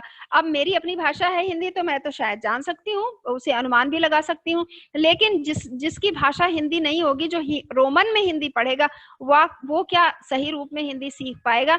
तो ये सारी परेशानियां हैं। दूसरी परेशानी होती है संस्कृति की। आप देखिए, हमारी जो अपनी भाषा होती है ना, उसमें हमारे जो शब्द होते हैं, एक एक शब्द हमारी पूरी परंपरा को लिए चलता है, और जब हम उस शब्द को छोड़ देते हैं तो हमारी पूरी की पूरी परंपरा नष्ट हो जाती है, हमारी पूरी परंपरा वहीं पर खत्म हो जाती है। तो भाषा का विलोपन वो संस्कृति का विलोपन है। अगर आप पिछली ही स्लाइड पर रहते तो अच्छा होता, क्योंकि उन्हीं बिंदुओं की मैं चर्चा यहाँ पर कर रही हूँ। तो जो शब्द हैं वो परंपरा को लेकर चलते हैं। आप देखिए, कई बार है ना, हम शब्द का प्रयोग करते हैं गवाक्ष, दुहिता। ये गवाक्ष, ये दुहिता, ये क्या है? ये संस्कृति, पूरी संस्कृति की बात कर रही है कि भारतीय संस्कृति में गायों का क्या महत्व है, कि हमारे अधिकतर शब्द गाय से हैं। गौ आक्ष या दुहिता, गायों का दोहन करने वाली, जो वो पुत्री के लिए रूढ़ हो गया, ये अलग बात है। इस तरह से बहुत सारे शब्द हैं। दूसरी चीज, हमारी अपनी लोक संस्कृति भी होती है, हमारी अपनी लोक भाषा भी होती है। इतनी हिंदी की लोक बोलियां हैं, हिंदी में बहुत सारे शब्द लोक बोलियों से लिए जाते हैं। मेरा तो अपना विषय लोक साहित्य और लोक संस्कृति ही है। तो आप देखें कि आप बताएं या कोई भी बताए इसमें से कि क्या एक लोकगीत आप ले लीजिए जो हमारे 16 संस्कारों में से किसी भी एक संस्कार से संबंधित लोकगीत है, क्या उसका अनुवाद अंग्रेजी में किया जा सकता है? तो अगर हम भाषा अपनी छोड़ देंगे, अगर हम इनके शब्दों को छोड़ देंगे, दूसरे शब्दों को ले लेंगे, नामों में परिवर्तन हो जाएगा, हमारे अपने नाम छोड़ दिए जाएंगे। मैं यहाँ पर बहुत सारे उदाहरण नहीं दे पा रही हूँ, मेरे पास हैं बहुत सारे उदाहरण, जैसे कि हिंदी के पत्र बहुत सारे हैं, जैसे संडे मेल, संडे ऑब्जर्वर, या मिली जुले जो शब्द हैं, नव भारत टाइम्स, इंडिया टुडे। क्या वजह है कि ये नाम अंग्रेजी में रखे गए हैं या अंग्रेजी हिंदी मिलाकर रखे गए हैं? मैं यहाँ पर रघुवीर सहाय का एक फ्रेज है, कहें तो एक वाक्यांश है, जिसे मैं यहाँ पर उद्धृत करना चाहूंगी कि पहले कहा जाता था ना, सादा जीवन उच्च विचार, लेकिन रघुवीर सहाय ने उसे बदला, बहुत सही बदला है, कि उत्तम जीवन दास विचार। तो अब हम भाषा की दासता की तरफ जा रहे हैं, और हमें क्या चाहिए? वही जो अभी कहा, पूंजीवाद छाया हुआ है, व्यावसायिकता छाई हुई है। तो हमें जीवन उत्तम चाहिए। किस दृष्टि से जीवन उत्तम चाहिए? भौतिकता की दृष्टि से जीवन उत्तम चाहिए। बाकी और कुछ उत्तमता तो मुझे इस भाषा का जिस तरह से विलोपन हो रहा है, जिस तरह से इंग्लिश आ रही है, जिस तरह से ये जो खिचड़ी देखने को मिल रही है, इसमें और कुछ उत्तमता नजर नहीं आती है। इसमें बस वही भोग विलास और व्यावसायिकता की ही उत्तमता की बात कही है इन्होंने। तो उत्तम जीवन और दास विचार की तरफ हम पढ़ेंगे। अच्छा, एक बात अब यहाँ पर मैं और कहना चाहूंगी कि हम जो हमारे ये जो पत्रकार हैं, या जो जर्नलिज्म पत्रकारिता विभाग हैं विश्वविद्यालयों में, या हम आरंभ करें विद्यालयों में जो प्राथमिक शिक्षा हमें दी जा रही है, भले ही अभी नई शिक्षा नीति लागू तो नहीं हुई है, आ गई है, उससे पहले जो कक्षा 3 से 4 से या कहीं कहीं कक्षा 6 से हिंदी पढ़ाई जा रही थी, तो क्या वहां से विद्यार्थियों को उतनी ही गंभीरता से हिंदी वर्णों का उच्चारण, हिंदी ध्वनियों की पहचान, हिंदी भाषा, हिंदी की मात्राएं, वो सिखाया जा रहा था? मैंने देखा है, मुझे बड़ा दुख होता है कि विद्यालयों के प्रधानाचार्य, अगर यहाँ कोई सुन रहे हैं तो इसे बड़े सकारात्मक रूप में लो, हिंदी भाषा के अध्यापन को उतनी गंभीरता से नहीं लेते हैं जितना गणित और विज्ञान को लेते हैं। और वो क्या करते हैं, चलिए भाई समाज शास्त्र का शिक्षक है, अच्छा कक्षा 3-4 की हिंदी है ना, आप पढ़ा लीजिए। गणित के शिक्षक को, मेरा अपना अनुभव है, मैंने देखा है, गणित के शिक्षक को हिंदी पढ़ाने के लिए कहा गया था। तो आप समझ सकते हैं कि जहां हमें बड़ा आवश्यक है कि बच्चों को आरंभ से ही उच्चारण पर उनके ध्यान दिया जाए, मात्राओं पर ध्यान दिया जाए। जो कल तक बात कह रहे थे कि उस पे हम देखते हैं कि जब समाचार आते हैं तो वहां पर कई बार वर्तनी अशुद्ध होती है, भाषा अशुद्ध होती है। तो ये अशुद्धि कहाँ से आरंभ हो रही है? ये अशुद्धि बड़े ही जो कहते हैं ना, नींव जो है वही अशुद्ध पड़ती जा रही है, इसलिए हो रहा है। अब आज का जो पत्रकार है वो वास्तव में साहित्य का ज्ञान नहीं रखता है। विज्ञापन बनाने के लिए शब्द शक्तियों का ज्ञान बहुत आवश्यक है, भाषा के लिए शब्द शक्तियों का ज्ञान आवश्यक है। ध्वनि विज्ञान पढ़ना होगा अगर हिंदी पत्रकारिता करनी है या हिंदी का सही तरह से उपयोग करना है। तो अगर हम नहीं समझेंगे लक्षणा, व्यंजना और अभिधा को, कहाँ किसका प्रयोग करना है इसको, तो मुझे लगता है कि हम बहुत और भी निराशाजनक स्थिति आने वाली है। और एक आखिरी बात करके मैं फिर प्रश्न आमंत्रित करूंगी, और भाषा का विलोपन का संकट सीधे बढ़ता जाएगा, ये उसी से संबंधित है। और दूसरी चीज है, भाषा जो है ना औपचारिक होती है और अनौपचारिक होती है। भाषा के कई रूप हमें, जैसे मौखिक और लिखित रूप देखने को मिलते हैं, औपचारिक और अनौपचारिक रूप हमें देखने को मिलते हैं, और बाकी जो वो प्रयोजन मूलक रूप है मैं उनकी तरफ तो जा ही नहीं रही हूँ। एक जो बहुत ही निराशाजनक स्थिति मुझे देखने को मिल रही है वो सोशल मीडिया पर, फेसबुक पर देखने को मिल रही है।